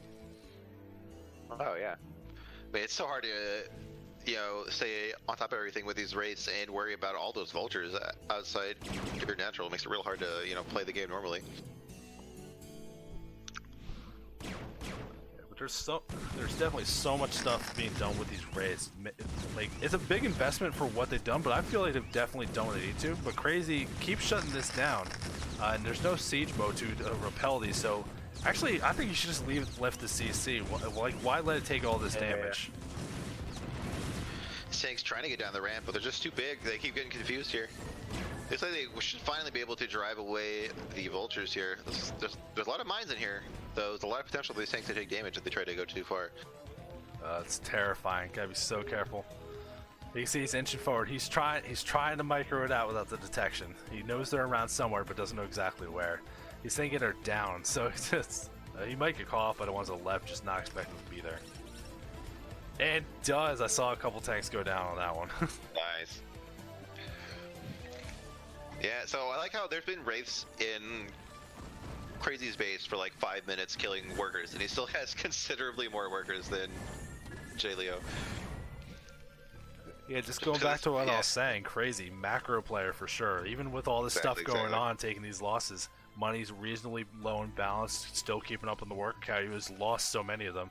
J. Leo being so focused on being aggressive here, not following through to establish a solid mid game. Although building up to 5 factories is setting up with these tanks, with the army already. He's going to be set up good for it, but needs to establish this economy a little better. Oh man, all these workers about to go in these mines. Oh, so close. I mean, once you got a couple tanks, you can kill them pretty fast. So quickly. It's not like goons that have to like wind up their shot and everything. Yeah, it's terrifying every time I try to do the disarm with goons. J. Leo's barracks is going to get taken out by this Goliath eventually. It's going to be nearing burning soon. But he already added on a bunch of the factories, so not going to need to worry about that just yet, not for a while. We see the Crazy pulling his proxy factory back to his main, going up to 5 factories himself. So he will be equal with J. Leo on production. Yeah, that sounds about right, but J. Leo is, like, he's actually a little bit starved for gas right now because he just finally started the refinery. So even though, like, he got the expansion up, quote unquote, he wasn't able to use it really. Crazy, after taking all that damage, still in a very good spot, but really the big thing is just I don't like the army he has actually built. He's got a lot of vultures and Goliaths. There's like not really a presence of siege tanks compared to what J. Leo has. And J. Leo has a dropship here too, so opening the opportunity to get some more damage done. Mines. Oh, taking out a bunch of units from J. Leo. Ooh, that feels just sloppy. You have the comsats done at the main, like in the natural. Like you don't need to be being risky right now. You don't have to be doing this. Here come a couple vultures loaded up to the dropship, and then going towards that right side of the map, they're going to move down and see if they can get something done. But I think there's a beautiful spot right behind this natural mineral line. There's some turrets, but there's not a siege tank ready to defend this. This could be a lot of damage very quickly. Going right to the main, looks like. Unloading in the corner, going to have that little element of extra surprise, going straight down into the main. Nothing here at all. And actually, there's another CC being built here. J. Leo sees that, he's going to have an idea what's going on. In the meantime, we see Crazy having a bunch of units in the middle of the map, retreating off a little bit once breaking off a group of units to try to defend this, but taking some pretty good damage, but still has a tremendous work rate. Oh yeah, absolutely. So it looks like the drop will get cleaned up, but it has bought J. Leo some breathing room. It has helped him get a bit closer in the work account, so definitely worthwhile playing here. Yeah, meanwhile, thinking about that macro play, Crazy, still thinking long term, about to finish his +1 upgrade, while J. Leo finished the armory, but hasn't even started their +1 at all. So Crazy has a big upgrade lead and a pretty robust army now, you can see. Starting to work that up, even though he has the worker supply advantage. And both guys moving their vultures around, looking like Crazy's going to take a little bit of control, stop J. Leo from taking that third base while he's setting up for his own.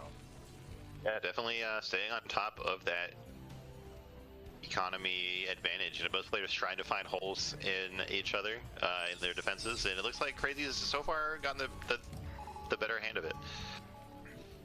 Yeah, I love the opening from J. Leo, but I just think if the follow-through was better, he'd be in a much better spot. So, but I love the way that this game opened up for J. Leo. Did so much damage, had so much control. Just this is why it's so important in this game. It's not about little tricks or like a cute thing. If it's not going to end the game, you still need to have all these fundamentals behind it to move you forward. So the Wraiths were hanging out at the third base of Crazy, but they left right as the command center came in. Gonna let Crazy get set up there. Maybe he can get some turrets up. Make that base easier to defend. Well, I think the Wraiths are looking around now to see if Crazy took like a sneaky third base. The way they're flying around the map, like at the very edges. Yeah. Definitely. So some more action at the third of J. Leo here. Just trying to see if he can get his army up there to that superior position, maybe take his own third.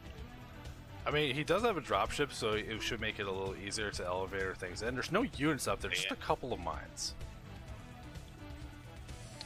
Yep, he's got 2 dropships now. They looks like they're getting loaded up with vultures. Maybe he's gonna go for another. Yeah, it looks like he's gonna drop them in the main again. There's still Crazy isn't leaving any amount of units at home. There won't be much to defend it. But now it's gonna be 5 vultures. Yeah, I don't mind that Crazy's being very forward with all his units, but I wish he had a couple units set up on his third as well. The dropship flew over and saw that there was nothing there, but here comes the stuff being dropped in. Although perfect timing on a rally. Exactly the right time. But these vultures getting in main, they're going to be able to do some pretty decent damage. And we see in the meantime, J. Leo moving his army around, thinking that maybe this is the opportunity to take the third. Dropships come back, see there's nothing there. and this might be the opportunity he's looking for finally to establish. But Crazy's had this third base advantage for quite a while now. It's seemingly just going to keep growing. The worker count growing ever higher, and the unit supply being even. So Jayla's got to get something done, whether it's to take an expansion, get some more like good damage done. But these little pokes just aren't doing enough. Here, but this arc is so good from Crazy. It's gonna be so hard to take any kind of fair trade here. Yeah, I don't know how much I like this trying to break out here. That you're breaking through the bridge, which is already so bad, and Crazy has that +1 weapon advantage against you as well. I don't know, it seems very difficult. You have dropships, you don't have to fight into this choke, you can navigate around it.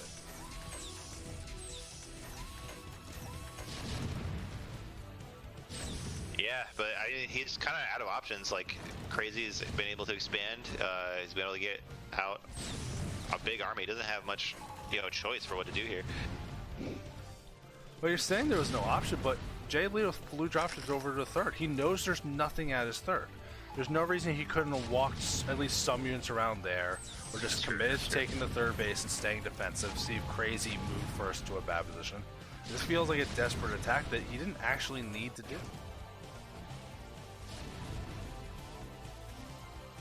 You might be right. I mean, I'm never gonna know what these crazy Terran players are thinking. Yeah, They're like, I got tanks, bro. Listen, like I can do whatever I want right now. Look how many tanks I got. I got 8 tanks. I can. It's like, okay, I'll trust you, but it doesn't sound right. +2 weapon upgrade just finishing up for Crazy, and then we got the +1 just finished up for Jay Leo. So still quite behind a full upgrade, and with it being the +2 on the siege tanks, they'll make his fights way more efficient than what Jay Leo's having to offer. Crazy going for a 4th base right now. Pretty bold. We do see one more vulture drop going to the main of Crazy, but also Crazy has his own dropship full of Goliaths headed to the main of Jay Leo. Meanwhile, there's another fight. Looks like the contain is starting to break, but there are some reinforcements in here from Crazy. Yeah, Crazy wasn't really trying to hold that as much. Every time he was losing stuff, he wasn't really reinforcing that contain anymore. And that drop going into the main of Crazy from Jay and Leo, there was a turret put in that little sneaky spot, so that dropship died before it got to drop anything on the ground. You can see though here, like Jay Leo just bleeding plenty of resources here.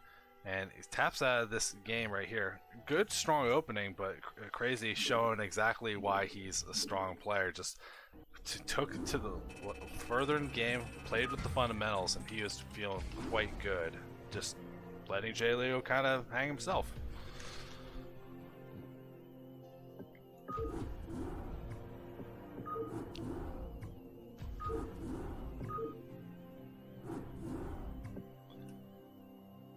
We're going to be going into our game 2 in the way of an edit. So I was going to wait till the end of the series, but it is TBT. I need like a 4-minute break. So you can keep going or we can wait. I need to run like real quick. Sorry. I'll just get started on the next game. Come back when you can. Oh, all right. I'll be right back. Not a problem. All right, we're going to do a little solo cast. TBT solo cast. This is like my early Christmas gift. I can't wait. I'm excited.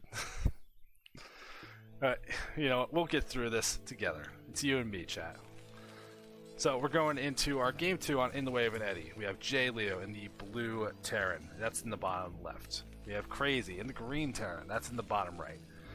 And we've seen in the first game, Jay Leo really aggressive. He wanted to get some stuff done, throwing out a little bit of a weird opening, getting that job done. Crazy proxying a factory to get some extra pressure on too. So considering this is a map with inverted ramps and that position and aggression is even more important than it was before, you gotta figure someone's gonna do something aggressive here. Because if you did it on fighting, if both players did it on Fighting Spirit, why wouldn't they do it on this map that's more tuned for it? I'm just curious to see what the play is gonna be. It feels like both of them did a style that they could do on this map as well as what they did on Fighting Spirit. I don't see why there'd be a big reason not to. Maybe with I think I might like Crazy's a little bit better because without that ramp to help you defend, the vulture like movement and attack might be a little more effective, not get walled off. Snipe with the wit, he knew Terran was going to win that game. you don't know that. TBT is the only matchup that can end in a draw. Like, realistically, it's the only one, because both players could do it, not just the one. So you say Terran, you knew they were going to win the game. There's a chance. There's a chance they don't. Jay Leo starting their own barracks, but it is a little bit late. I saw the minerals get up to 200, so currently doing pretty similar openers, but crazy not getting the gas a little later than Jay Leo. So things just getting a little shuffled around the order. I'm not sure if it matters. Yes, Snipes games were casted already. They were the third series of the day. This is the fourth. We got one more after this. Or no, they were the second series of the day. So yeah, they were casted already. Though you can check that in the VODs. They were entertaining and fun. We poked fun at them, but there were definitely some interesting games. Recommend watching. I'm sorry that you missed them, but the VOD's going to be available for sure, and you can always, just be here earlier next time. We start 6 o'clock Thursday, every Thursday. You can plan it, you can schedule it. That's why we're trying to do a match of the week, so we are set up. So we do see Jay and Leo's got their gas, they got their barracks, they're building a marine. They haven't started a factory yet, so we're gonna see when they do that. Do they pull guys out of the gas? Crazy, going down to one guy in the gas. And just now starting that factory. We see from Jay Leo, there's that one marine trying to push stuff out. 4 guys in gas? What is happening? I don't know what I'm looking at here. I think he's getting really thrown off because he wanted to do something weird and tricky, but the SCV's still in the base and hasn't gotten killed yet by the marine.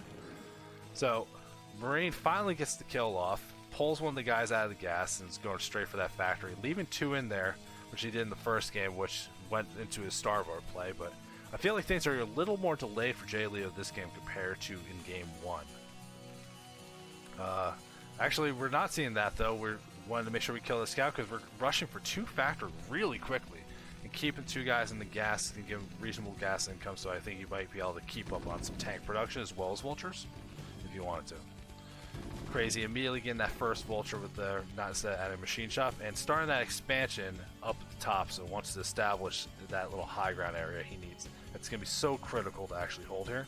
A couple marines denying scout the natural, but there's no CC here, and this barracks is going to get here soon enough to find out the truth. So, meanwhile, we got a couple marines could not divide this SB scout again, so it's going to be in the base. It's going to see exactly what's going on too. We're going to see what I'm just curious what's going to be the unit competition. Jay Leo going for 2 vultures here, so even though he has the 2 factory, not going into machine shops, not building tanks, just still building vultures and starting to build up the gas bank for later. An engineering bay and an academy on the way. Crazy adapting from game 1, being ready for the vultures just in case. But he had the scout in the main, should have saw that there wasn't anything on the way. Actually got a little poking force from Jay Leo, a couple marines and a couple vultures versus the defense that Crazy has available. Not nearly as substantial. You can see he's actually pulling up some SCVs here, I think just to repair this vulture and keep it alive. And we have an armory on the way for Jay and Leo, so I'm not sure if this is going to mean that we're rushing for Goliaths or just a precaution against Wraiths. We're going to have to wait and see how that goes. We got reinforcements for Jay Leo as well. More vultures going across. This vulture lead could snowball for Jay Leo really quickly if Crazy's not careful. And you can see that he's trying to keep that one repaired, but it just dies already. So already a big lead for this vulture count. It's going to keep getting reinforced, and the control of this high ground is going to go over to Jay Leo for sure. And we're trying to fight vultures with SCVs. This is never a good time. Crazy. I think you lift. You got to give that one up. Just go down to low ground. I mean, you can see he's even not building anything substantial. I think you need a tank here to actually fight this. You're already behind on vultures. Building more vultures into it seems like a losing plan. Jay Lou actually switching the Goliaths just for that robustness, but still has vultures coming in here and there, and these marines are still doing so much damage. Haven't been picked off yet. So Jay Lou getting a lot of value. Focused a lot on the fight too. You see his macro slipping pretty severely to keep this going, but gets the job done focusing on everything. So well, looks like I made it back at exactly the right time. Yeah. The one TB2 that's over this quick. All right. Sorry to leave you hanging for that one. No, that's okay. I did it. I was fine. Yeah, that's actually funny though, because I always look at the length of the replays, and they were like, oh, I gotta go for like 4 minutes. I'm like, okay, make it 5. Nice. Alright, so we're going into game 3. Both players showing that they like their aggression again, especially Jay Leo. So I respect it though. You played that game 1, you went to that macro game, and Crazy kind of just beat you on all fronts. I like him cheesing game 2 and being really aggressive. I shouldn't say cheese, being aggressive. I don't know if that's cheese in the matchup. I can't like confidently say, oh, that's definitely cheese. Yeah, that makes a lot of sense. You know, play to your strengths there. Don't just play the kind of game that your opponent wants you to play. Yeah, and I would say maybe the same thing on a map like this too, right? Because if you want to go into a long macro game, Crazy could probably take a couple bases here and not feel too uncomfortable at all. Speaking of Crazy, he's our green Terran. He's in the bottom left. And Jay Leo is our blue Terran. He's in the top left, or top right. And we're on match point again, because it's the final game. It's match point. Do you think Kespa made that pun on purpose when they named it and used it for so many ace matches, or is it just coincidence? I wouldn't be surprised either way. I always wish that I knew Korean so I could understand what these map names are supposed to be, because like sometimes it's kind of like Korean pro gamers when they pick just like random words to be their names. Like, you know, it doesn't really mean anything. They just pick a word that they like. Yeah, that's fair. But I mean, so like, it makes a lot of sense. Like for this map, like I get it. Like, you know. Yeah, but I mean, you could say that like that's not a Korean pro gamer thing. I think that's just a gamer thing, where it's like, how'd you pick your alias? I don't know. Like, like most people don't have like a cool story for how they picked with their gamer alias in general. That's true. I do just like how clean it is though. Like all the Koreans, just one name. It's really easy to remember and know exactly what you're talking about. Like no stupid numbers or any crap like that ruin like your branding. Yeah. But we're seeing nothing unusual from either player just yet, both of them building a barracks. Jay Leo's very far off to the corner, so that's going to be in a good position to lift it and fly it over as soon as possible. Crazy being a little more conservative with the placement, personally. And we see J-Lo getting that gas, and Crazy also, but getting a little bit behind. We actually saw the openings a little misordered, where I think Crazy got the barracks before Jay Leo did, but then Jay Leo got the gas before Crazy did. It was a little bit weird watching that one. But we'll see what we're doing here. Jay Leo had the similar kind of opening that he had game 1 and game 2, where he had the guys and gas and pulled out the 2, but last game was a 2 factory of like vulture pressure rather than going into that starport. And we see Jay Leo, there's an SCV moving way up to the top left, and I don't think that's the scout. I think that's to have a good time. But like, if you get that's like almost farther from the opponent's face than your own base. Like, it seems like a weird choice. Maybe he's just hiding it there so it won't get scouted when he moves it to the real proxy location. But either, yeah, I think we'll see. if he builds anything up there, I think it's more to hide it because he knows he's not going to be able to clear out that SCV for a significant amount of time. And we do see, there goes that second factory. So we're seeing the same build from Jay Leo, just this time he's not like, because last game he actually stalled his starting the first factory until he killed the SCV and started both of them at once. So he's... Yeah, it's going to look more standard. Too crazy right now. Like Crazy probably won't have all his red alert buttons going off. Yeah, that's so far out of the way. It's never going to get scouted. It's like you're saying it's further away, but it's so out of the way too. It's not. That's like such a weird spot to put it to. So. Oh yeah. But we're gonna see Crazy has that scout going off and actually moving another SCV over to the side. This is a little interesting. I wonder what this is for. It might be for another Crazy proxy of his own. Yeah, That'd be fun. Guess we'll see. Well, we're seeing a CC against Star for Crazy, so he's trying to play a normal game. Jay Leo having none of that shit today. Yeah, he's like, forget that. I'll just make vultures, man.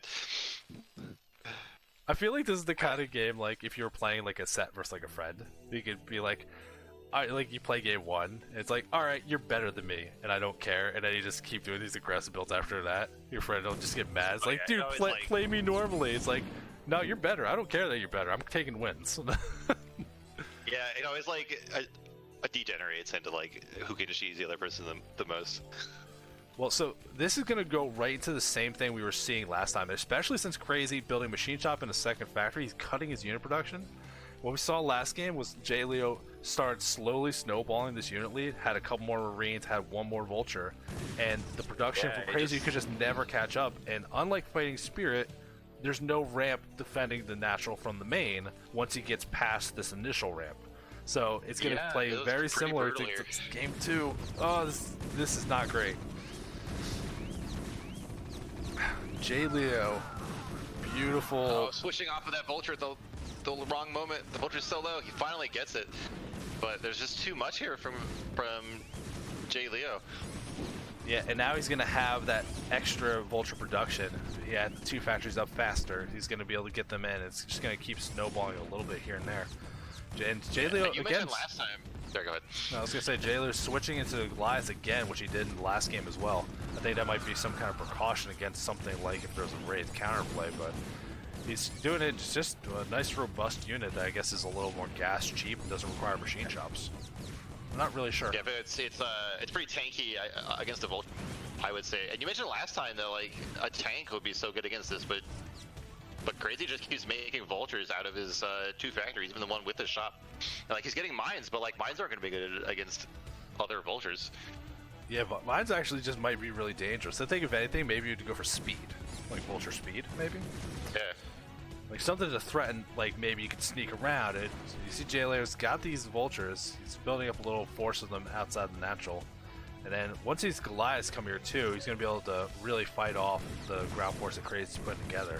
Because there's just no tanks, no real robustness. He's going to be relying on SCVs to get the job done. You can see the worker count already.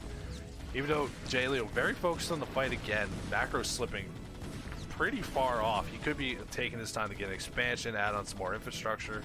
But really committing to the fight, it's like, nah, I want to end this now. He has no interest in this. So goes for mines, lays a couple of them, but Goliath's so good at killing mines very quickly, they're not really getting the job done. Mines coming and popping, killing one of the Goliaths. But it's just not enough. Like, this unit lead just going to keep snowballing for J. Leo here. It's like, it's so hard for Vultures to kill a Goliath. It takes so long. Now there's even this... I feel like there's actually a mistake to lift the CC and let the Goliath seize the air attacks. Like, for once, the correct move was to just leave it there.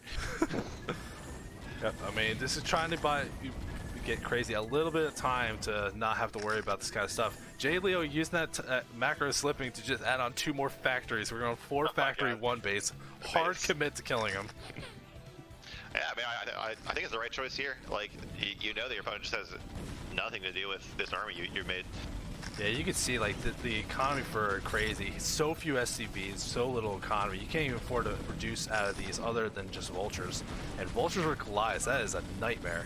Crazy taps out. J. Leo takes it 2-1. Crazy took the good macro game, but J. Leo with the good build order choices to clear out the Exactly. I feel like this is like a theme for these games we watched. It's like, yeah, try to play macro, but then when you gotta win, you just gotta win, man. Yeah, well, I think that is the kind of thing where you're playing in CPL and you're going for wins, right? Like, improvement's nice, but when you're playing in the games, like, if you know macro is not going to be your best chance to win, don't do it. Like, improve on your own time, but then win when it comes to your match. Yeah. And there's definitely art and something for a lot of improvement you can do with these aggressive builds. Like we're seeing, like J. Leo, these aggressive builds built up to 1,000 minerals anyway. Yeah. So much stuff that could be done better and planning to work on regardless of what kind of build it is. We're going into our last series of the night. It's Royal Blue and the Yellow Terran. He's in the bottom left. And Siege and the Red Protoss in the bottom right. So we got 2 fantastic players to close this one out. And a great match. I love this matchup. I think it's phenomenal. Yeah. It's pretty fun. I just have to say, like, his name is Royal Blue, but he's yellow. Like, come on. Like, that should lose him, like, 10 points in something, somehow. Like, he's royal. He's royalty. He's a king. He doesn't care what you think. He'll wear whatever color he wants to wear.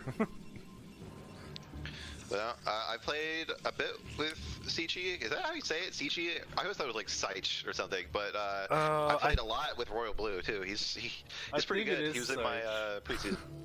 I think it is Sight. I remember we freaking talked about this in the last match of the week, and I was like, "Oh, I've been saying it wrong. I'm sorry." And then I don't remember now. I'm such a terrible host. Oh well, let's go with it. It's like when you meet someone at a party and they're like, "Oh, my name's Mark." It's like, "Nice to meet you, Brad." It's like, I don't care. Oh no. Oh, that is terrible.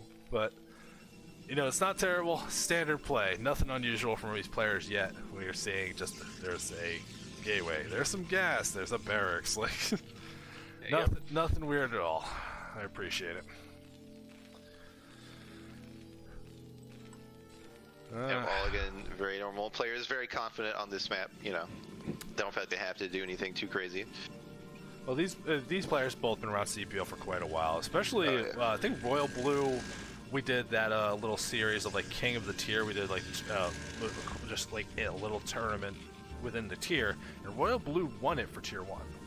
Nice. So nice. Definitely a very strong player, and Siege been around forever. He's quite strong himself. So excited to see where this goes. And I think, unlike let's say like the last set where we saw like Jay Leo just got promoted up to Tier 1 from Tier 2. Where maybe there's a little less confidence, like I could hang with a long game. These guys both feel very comfortable with skills. Definitely. So in this matchup, how do you feel about Goon Scout versus Probe Scout? Like I've been just scouting with my first Goon lately, and it feels pretty good. Like it's like very rare that Terran does anything that you would need to react to with a Probe Scout. The only thing I've been worried about would be like command center first or something. Otherwise, like you're just not going to see it with the probe anyway, and your Goon's going to get there in time. I Probe Scout because I want to get in and see if they took guys off gas. Fair enough. So I Probe Scout after I start the gateway. Yeah, I just feel like they could like fake it. Like if they're trying to two-factor or whatever, like they could pull guys off gas, kill your probe with a marine, and then put them right back on, and not be too far behind. But I mean, that's just me being a pessimist. Well, I'll rephrase that. I also always open to get Goon. I mean, okay, fair enough. I changed it a little bit. So it's like, all right, I just need to know immediately if you're doing some nonsense. If you want to trick me, I'm going to kill you with Goon, so I don't care. That's very fair. We do see Royal Blue really saving up some minerals, looking like they're going to just take that fast expansion. Although, having a little trouble starting it, and the SCP not getting on the low ground to start it.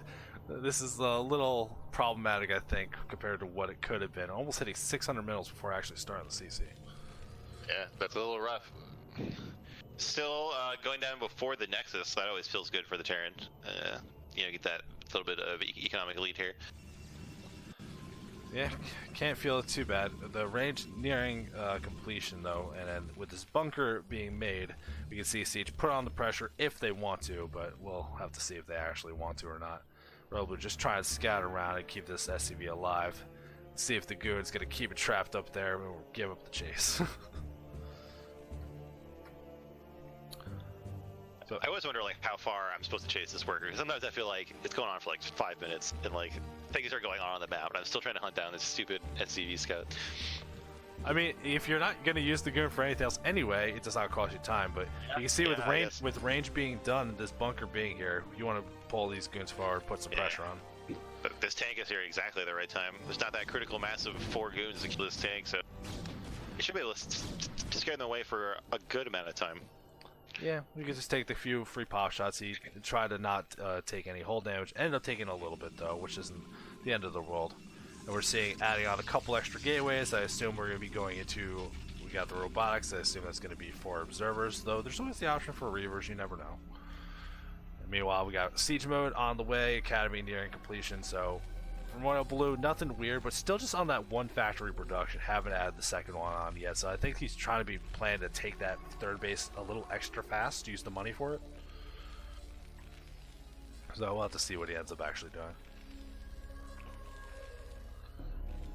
We get the armory on the way for Terran player, so upgrade's gonna be started up pretty soon. Always terrifying when Terran gets that 2-1 or 3-2 kind of upgrade count.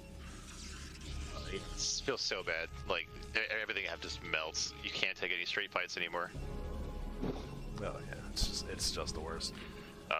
I love this move from Saetzero or the Protoss, putting this goon to block the ramp to the third. That's so strong. Like, you know, if the Terran tries to be really greedy and like build a command center there, that delays the SCV. It gives the Protoss the exact like timing of when they're doing it. It lets the Protoss, you know, it gives them more time to get more units up there and deny the third, like we saw in Snipes series where he focused so hard on denying the third. It's such a strong move, and it costs you like almost nothing. As long as you don't overcommit to it, I completely agree. And we got that observer moving across the map. It's going to get an idea of exactly what Roy Blue's up to, upgrades, factory count, all that stuff. And that's, I think, the moment he sees the lack of factories, that Siege is just going to go for a third Nexus. You already see the probe moving out now, so I think you just might be doing it right now anyway. Yeah, like one factory. That's as Protoss. I'm like, all right, let me take one base. Let me take maybe two. I feel pretty comfortable right now. Especially like there's like no vultures. It's like it's been all tanks. Like there's no way for Terran to do anything for a long time in this game. Yeah, but it is going to be very robust whenever things do get settled up later. Oh, yeah, it's real scary when it does come out, but for now you're pretty safe. Yeah, that CC started in the main. The observer went up to the top and actually did see it, so knows it's going to be happening, but not quite for a while. You actually see the goons already being pulled back towards that 9 o'clock third base, just to set up and make it annoying for later. And he's got more on the way. Like he knows. Like if you have 3 gateways, you can absolutely contest this third base. The Terran just got his second factory. And we're seeing getting into that forge to add some cans to help defend these extra bases, start your upgrades. We're seeing a Citadel of a Dune, which I assume is going to be that initial step towards that 3-base Arbiter, because, again, why wouldn't you? It's so strong. Yeah. And we saw it especially in that earlier series with Snipe, just the recall after recall in that third base, just abusive on how easy it is to recall and how hard it is to actually reinforce units there. Absolutely, and we do see Saich getting his 4th base already. You know, the correct read on what the Terran can do. You know, like he knows that he can fight the Terran at his own base while expanding. So, but definitely gonna put himself in a really great position. Yeah, this is definitely just so lined up well from Siege. We saw like that probe got to that base when he had exactly like 400 minerals. Everything's lining up with how he's like the macro. He's got enough gateways. And he's like cutting unit production at just the right times to get things going. Like, very just intelligent management of his resources.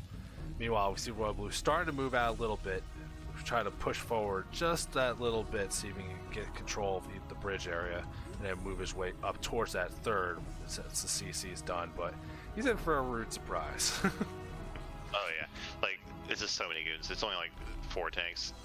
The one thing I would like to have Protoss have here is a shuttle with a few zealots on it. It makes this kind of fight so much better. Yeah, we actually do see there's the one goon there, and that Siege is just retreating it out. He's keeping all the goons up there, so he's going to let them funnel in before he engages into it. So that way, if there's that low ground siege tank, he does have that advantage. He's not going to overcommit to anything, though, unlike what we saw in Snipes' game. But this is really smart. Like, you're not in a rush. You don't have to like force them off the island. You can't land the CC right now, so just delay what you can. You just wanted to take as long as just delay it as long as you can. It looks like he's been going to back off, you know, rather than try to YOLO it on those tanks, which I think is fine. He's already delayed the third expand by like at least a minute, you know, and drawn a lot of Terran resources out there. So definitely a good play from the Protoss here. Yeah, and he got like his 4th base is finished up, just transferred all the probes to it. The Arbiter Tribunal just finishing now, so he bought the time he needed to get to that next step of the game, and you can see now he's starting to add on those gateways. So just very like segmented what he's doing at this time. Like, I'm adding gateways, I'm getting units, I'm teching now. Like, very clear plan and executing very well. Man, he's about to take another base. He has this probe set up like in the top right. He might see like a 5th base already. It's crazy. He's up to 71 probes. Absolute beast of macro. I mean, I think this makes a lot of sense though. He has all these observers. Like, he's got one at the bridge, he's got one in that path connected to the third. He knows the army is being made and being moved around. So he shouldn't feel under threat, especially since there's a big group of goons at that 4th base. This seems like the perfect kind of opportunity. We see Royal Blue scanning around a little bit. Missed the scan to see what was going on for the 3rd base down at the 6 o'clock.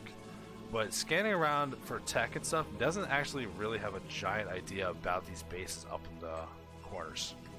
We did just scan the top right, and all he saw was a probe there, so he might think that that was where the 4th would go. He might think that, you know, he has more, like, he might not understand exactly what situation the Protoss is in, already having his 4th up and mining and about to take his 5th.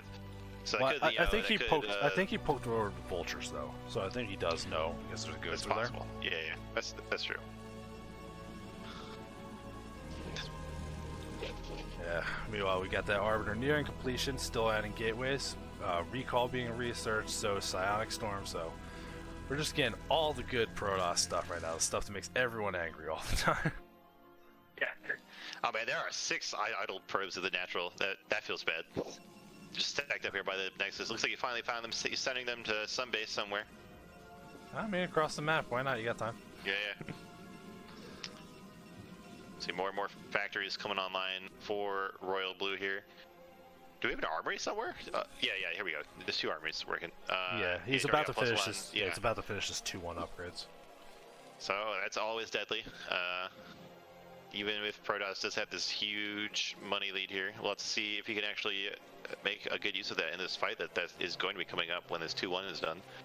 I don't think he's gonna try to move out 2-1 though. If you see you haven't disrupted the Protoss at all, and you think you're gonna be on like some kind of recall tech most likely anyway, I don't think you move out here. I think you wait for Max. I mean, he's getting pretty close. Like, he's just jumped up like 20. Like, he's got so many factories, he can jump up there pretty fast. But yeah, you're probably right. He's probably gonna just try to make sure he's as strong as possible before moving out. All these goons headed up to this top left. I wonder if he thought there was a base there or something, but he's like this huge conga line of goons going in there. I mean, I think you're feeling really happy to see you go up there. It's like, all right, I'm ready to kill your 4th base. And it's like, oh, you don't have one. Great. It's fantastic. All right. Yeah. Now, the big thing that we're seeing here with all these observers, he has that full idea of where things are. He's going to know exactly where he can poke in with the Arbiter.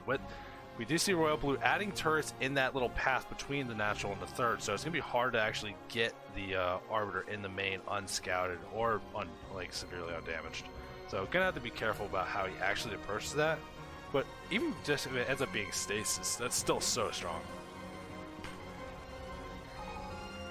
And we're seeing up at that top right base starting to slam out that giant gateway influx. Now that we're maxed out, we're prepping for the Remax.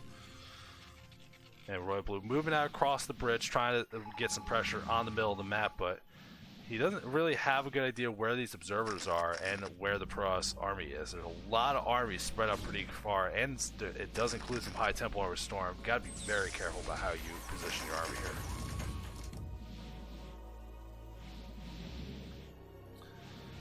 We see Siege being just careful, not rushing into anything, gonna just dance around the units, see if he can I think it's looking like he's setting up to move around and get concave, and he's gonna set up that 12 o'clock base while we're moving here. Royal Blue moving across the map though towards that bridge of the National for Siege, so this could be a dangerous spot to be in. Yeah, such a scary position for the Protoss to be in, having the army this forward. Oh, that just started. The Templars. Oh my god, huge stasis here. I mean, definitely a pretty strong stasis, but either you commit to the fight here. I don't think you had to use stasis because you don't need to move forward. You can see he's not trying to take this fight to begin with. Yeah. He's trying to go back in here. There's one Templar here. Is it gonna storm? It's got. There we go. Nice big clump of units. Didn't hit as much as you would want though. This giant group of siege tanks all the way back doing so much work. Yeah, it's so hard to get to. Looks like the Protoss army's kind of stuck a bit over here, not totally committing to this big group of tanks in the back here. I think these stasis units are going to be able to pop up for free, yeah. Yeah, they're going to go down. You see Royal Blue took a big hit there, but with all these extra gateways, Siege just spent a bunch of his bank, and he's nearing max again already. We're gonna lose. Pretty good. We're gonna lose these arbiters to a random Goliath over by the bridge. This is tragic. This is too much of a gas investment. Just lose for no reason. But meanwhile, while all this going on, both sides took heavy losses in that fight. And Siege sent a probe up to the top left, looking like to set up to take another base and force Royal Blue to move out of position to commit to an attack somewhere, or it's just gonna get overwhelming. Yeah, just expanding more and more, kind of taking advantage of Royal Blue for not harassing with vultures or anything. Giant art. We have a bunch of zealots about to get right on top of these tanks. Oh dear. Not where the Terran wants to be. Absolutely. Just a massacre here on these tanks. Gonna set Terran back for a long time. Yeah, that's brutal. You're seeing a second Stargate about to be finished for Siege, so it might be going into that extra Arbiter production, or potentially just a switch.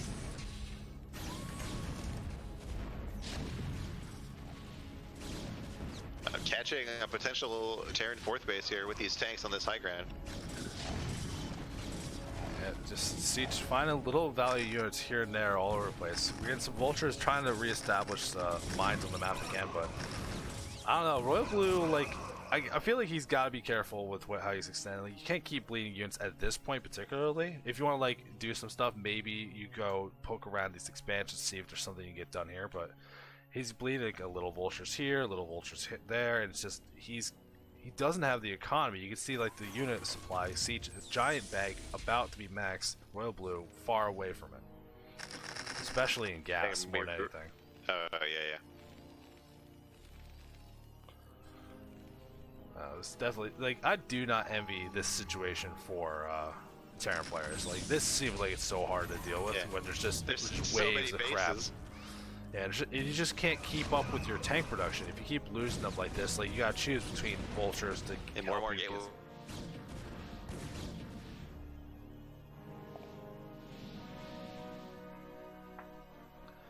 We're seeing Royal Blue move forward again with this army, but I'm getting anxiety. There's so many mines all over his army right now. It's terrifying. So much potential for backfiring here. Yeah, we see Siege just moving around. Doesn't even care. Gonna just circumnavigate this whole thing and engage this army out of position if he wants to, straight through the middle. Well, here we go. There's a lot of mines here, but if he's smart, he can clear them out with the goons before he runs into all these zealots. Meanwhile, we see Royal Blue trying to take the 6 o'clock base. Doesn't feel like the base you want to be taking right here, but you got to start working your way towards something. It's so close to the Protoss, but is he going to notice? Yeah, meanwhile, we do see Arbiters moving over towards the left side. One of them has enough energy to do a recall, but actually just getting killed by turrets doesn't get a recall off. No. That hurts. That hurts a lot. Like, I think Artosis has said it, but like, Arbiters would be stronger if they didn't have an attack, because it would be so stupid.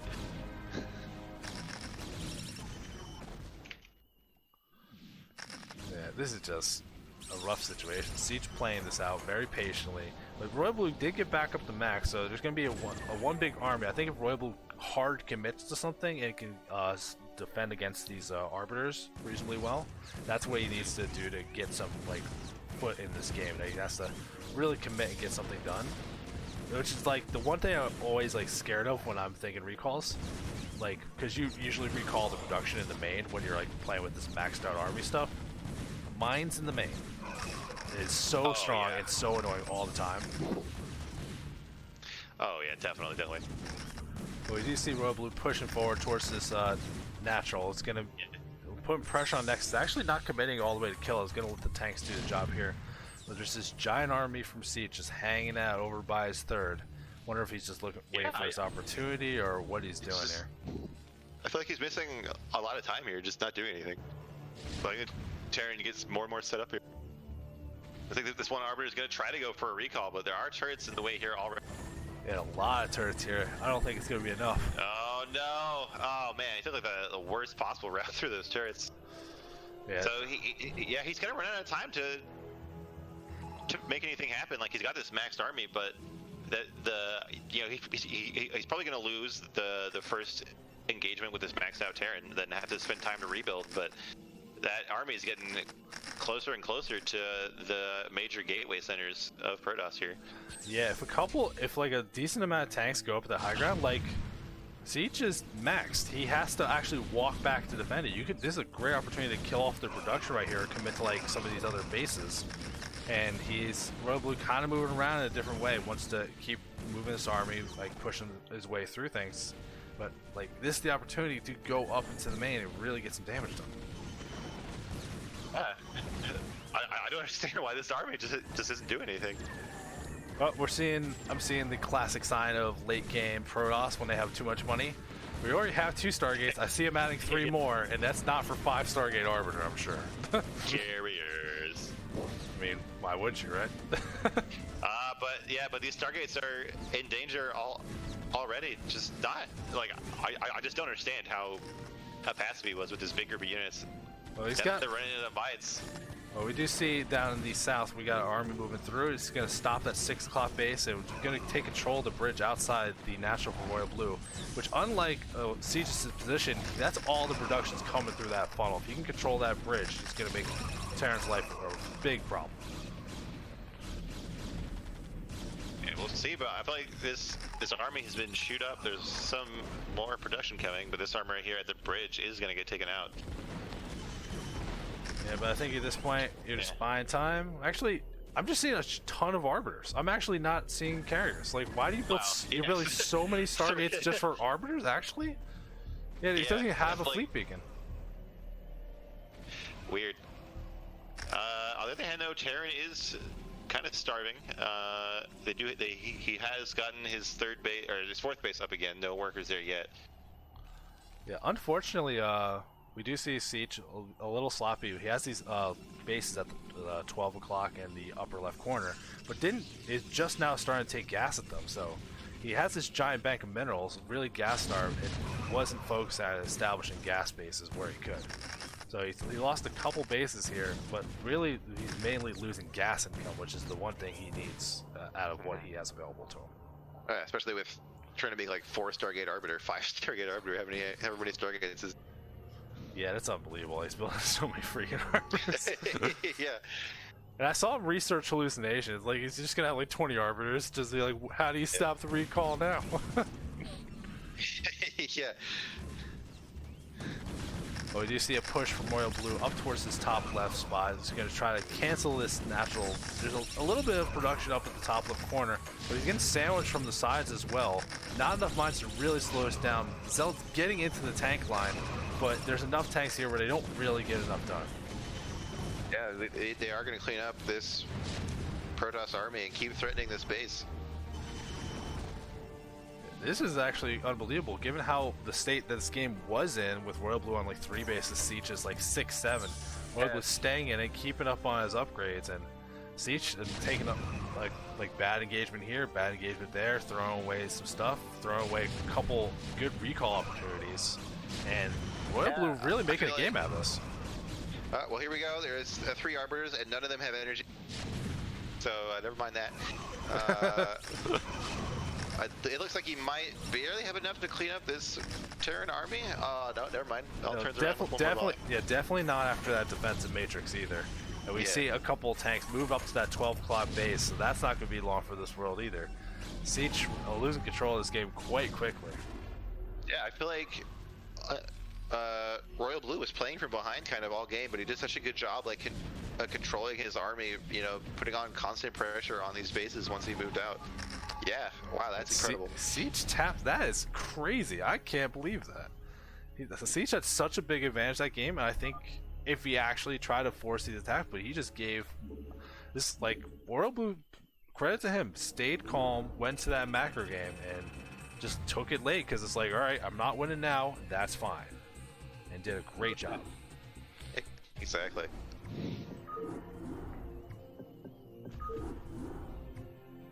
Alright, well, we're going into game 2. I'm excited. If the games are going to be that good, I'm so excited to keep watching this series. I'm glad this is like the last one. It just lined up that way. Like I said, I'm just doing it in the order that it's on, but this seems like it's already going to be a great one to end on.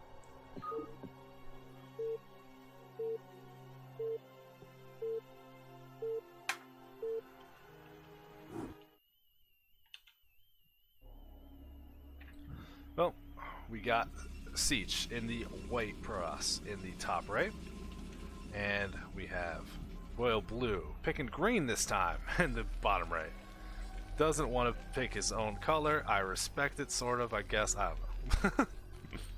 It feels wrong, man. No, I'm not gonna argue with you. To me, it feels wrong to not have like a set color you play. Like, I don't get the people that will mix it up, and I don't get the people that will just be like, yeah, random, whatever. I don't care. Like, gotta pick a color. Have that pride. Like, come on. What color do you pick normally? Purple. Purple. Nice. I usually pick yellow or like gray.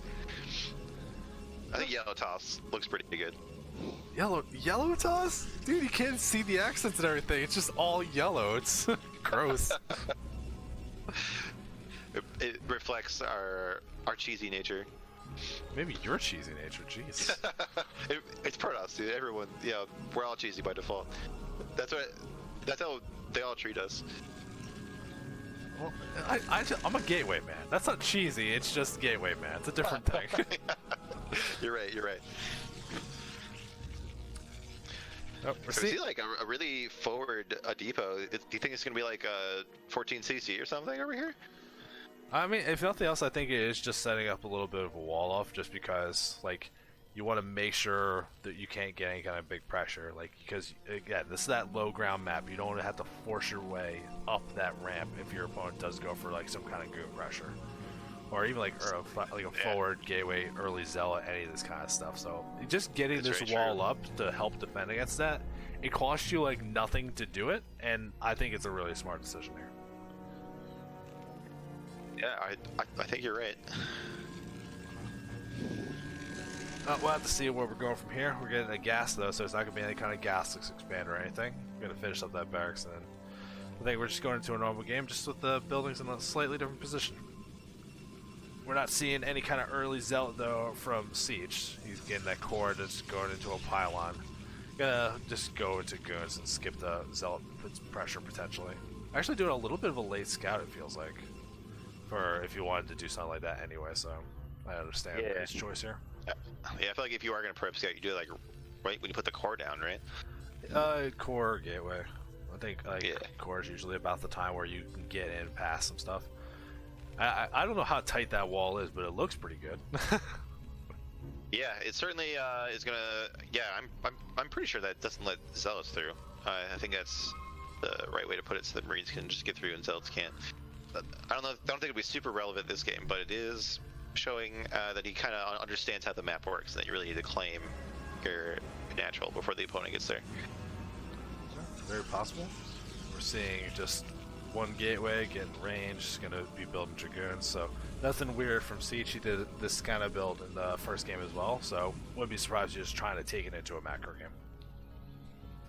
Definitely. Yeah, I think Royal Blue is very comfortable in that sort of situation. This is late game, big macro games. Well, so I don't know, like, would you feel as comfortable, like, Fighting Spirit is very comfortable for a late macro game, especially for Terran, since having to go up the high ground to attack all these bases is such a nightmare. And you saw, like, he prioritized really heavily Arbiter defense. Like, he had very good missile turret placement, very aware that it's a possibility. And I don't think a single recall actually got off, but multiple Arbiters died trying to do it. Yeah. So I think I think this map it's not the same, where it's going to be less comfortable being so defensive like that. So I'm curious to see how Royal Blue actually plays it out. Yeah, we'll see. Okay, we got a goon coming up here to poke the bunker. I don't think range is almost done. Yeah, almost done. He's got to see how many guys are in there and just back off. Doesn't take any damage beyond a little bit of the shields. So you're getting that Nexus started, going for that one gate expand, and go into Robo. This is a little bit different than what we saw last game, where actually no, I think the Robo and the gates were about the right time. It was about the same time as each other, so we'll see if he adds on those extra gates. And here comes that little bit of pressure on there, just gonna force a little bit of repair. Here comes the tank to repel that, and they're done, like, just, you know, having a good time with each other.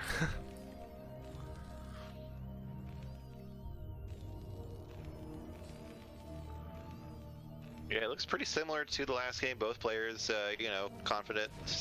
They are sticking with what they know. So I don't know if this is intentional, but Royal Blue is only mining 2 out of the gas in his main. That's by this point, that's got to be a mistake. Like, you know, you're throwing down. Well, I guess. I mean, he's just making tanks out of one factory, and he's making an academy now, rather than like getting armory for big upgrades or something. So maybe he just doesn't need that gas. I don't know. I don't know how Terran works. Yeah, I'm not sure either, but it seems off. Yeah. Oh, we're going on to that academy. You're adding a second factory now, so nothing particularly unusual. Siege did go up to those 3 gateways, so actually is looking very similar to how we played out that last game. So what we're going to see here is, like, if you look at what the units that we're seeing from Royal Blue, just lots of tanks, no real presence on the map, no vultures. I'm curious if Siege will take that 3rd nexus quite quickly again. See the second factory out from Royal Blue a bit earlier than last game. It's not going to go 3 bases off of 1 factory this time. Yeah, I think that's more just because Fighting Spirit, you can build that one and that great spot in the main and float it to like the easiest like 3rd base to defend because although it really wasn't that game, he had to work for it on Fighting Spirit.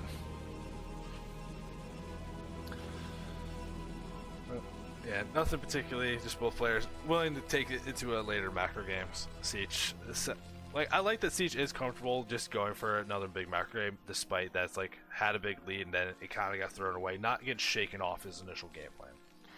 Yeah, I mean, like, no strategy is going to work 100% of the time. Just because you lose with it doesn't mean you have to play. Especially when it's something like so standard like that. I don't think you have to suddenly resort to like cheese or something crazy just because you lose 1 game. Well, I'm not saying cheese, but like you can do like just a little bit of an adaptation where it's like maybe you're doing a little bit more aggressive in the mid game rather than like just going for this like hard, like fast economy kind of stuff. But yeah, that's fair. That's fair. We're seeing like the same like exact thing from Siege. We're getting the forge, we're getting the Citadel. Like, I think we're just going 3 base arbiter, take a 4th base, like exactly the same stuff. Although this layout on this map is way harder to defend against recalls with a couple turrets compared to the Fighting Spirit. And we do see a very early push out here from Royal Blue with 4 tanks and a couple of supporting units. Going to try to see issue on this Protoss 3rd. We don't see much of a reaction from Saetzero yet. Yeah, but those pylons are definitely buying him time to get his units in position whatever way he wants to. You can see he's actually looping around. We're going to see if he wants to sandwich those armies in, and he is going to go over there. This is going to be hard to actually escape from Royal Blue, but the attack's a little desynced and taking some losses up at the front. Taking some hits, but taking out most of the tanks. I think he's got it. That went way better for Protoss than I thought it would. Yeah, like, but he's gonna save this. There's 4 goons at the bottom that didn't follow in here, so he's actually losing these goons. He could have easily cleaned that up hard, but didn't move in with all of his units, unfortunately. Now there's a lot of pressure. This Nexus is going down. Yeah. And a bunker going up, like the bunker's not gonna finish before the Nexus size. Like, that's just like rude. It's like, I can build this here. You can't even stop me. So the goons finally show up, but just like a few seconds too late. Yeah, it feels really bad if you're Protoss. Like, he totally could have defended that. Well, in the meantime, yeah, the Terran is going up to like, what, 6 factories now. They know, he knows that he's done this big damage, and Protoss is going to be reeling for a little bit. Although, on the other hand, Protoss does already have quite a few gateways for 2 or even 3 bases, so he might figure out, he might have seen it with his observers, seen the factory count. Yeah, but I think you're feeling good to be in a spot to pressure forward, because we have Siege trying to take another base over in the top left, but the big thing that we're seeing is, like, we're seeing the Stargate, so we're either going into that Arbiter or we're just doing something with carriers, and there's just so little gas for Siege. Like, you can't afford to be teching all this stuff and actually building a robust army. This is a great opportunity, I think, for Royal Blue. If he wants to set up a 2-base push, I think it's going to work really well. Yeah, he's not mining from the gas. It is natural. Kind of a mistake.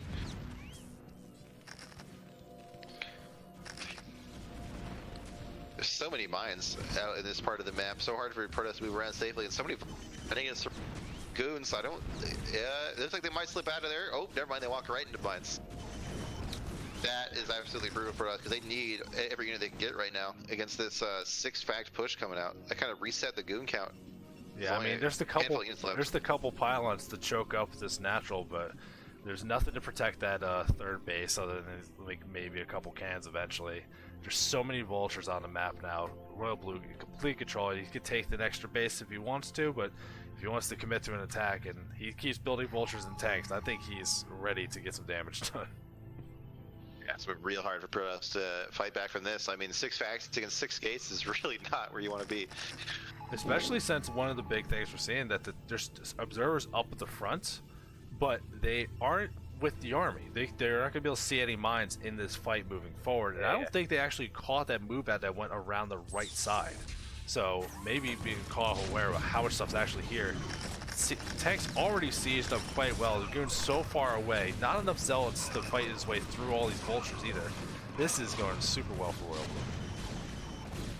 Blue. Yeah, exactly. These vultures doing a great job screening for the tanks. Although finally 2 zealots do get on that middle tank.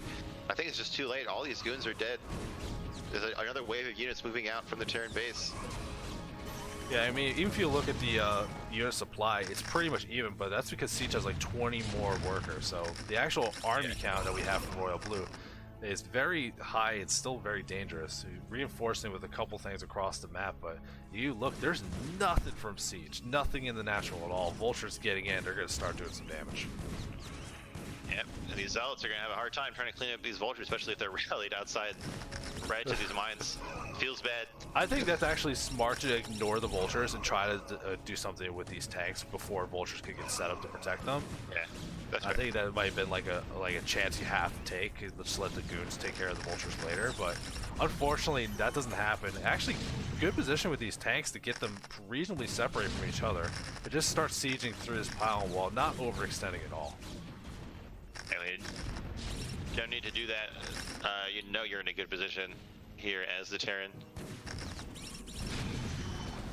Oh man, this is just a brutal looking game though. Royal Blue pouncing on the weakness he saw from Siege after killing that third base, and just a couple especially that one fight where he left those 4 goons on the south side, and ended up losing the fight because of it. I think this all kind of snowballed from that happening, which unfortunate. But Royal Blue committing hard to that one and taking a clean 2-0 win. Very nice, very nice. Oh man, that was fantastic. So, that was a good set of games we had today. Nice little variety. Actually, surprise of the night was the TVTs weren't just boring. Like they were actually they were mostly really cool. They were good games. Yeah, they're pretty rad. I'm down for that. That's what we're gonna get. Like, that's sure. Let's do it. Exactly. All right. So we have we're done with the match of the week tonight. This is every week, Thursday, 6 o'clock Eastern. So be here next week. We're doing over next week. It's always going to be like tier 0, tier 1 games, so high quality games. But I assume you guys aren't done watching StarCraft tonight? Nah, not at all. You're going to go and watch some more StarCraft over here. We got more CPL heading your way. It's going to be some week 3 tier 2 action, so a little bit lower quality players, which means the games get a little more fun, a little more funky. You can see a little more unique stuff, so definitely worth checking it out. Go over that channel, give those people your love. But thank you, Cold Warpgates, for joining me on the cast tonight. Yeah. Thanks for having me on. It was a good time. There was some real good games we got to see today. Absolutely. So I'm signing out here. Go to there instead. Raid them up. So, and then we'll catch you next week. Remember, every week, 6 p.m. on Thursdays. Be here. Everyone, you have a good night and stay safe.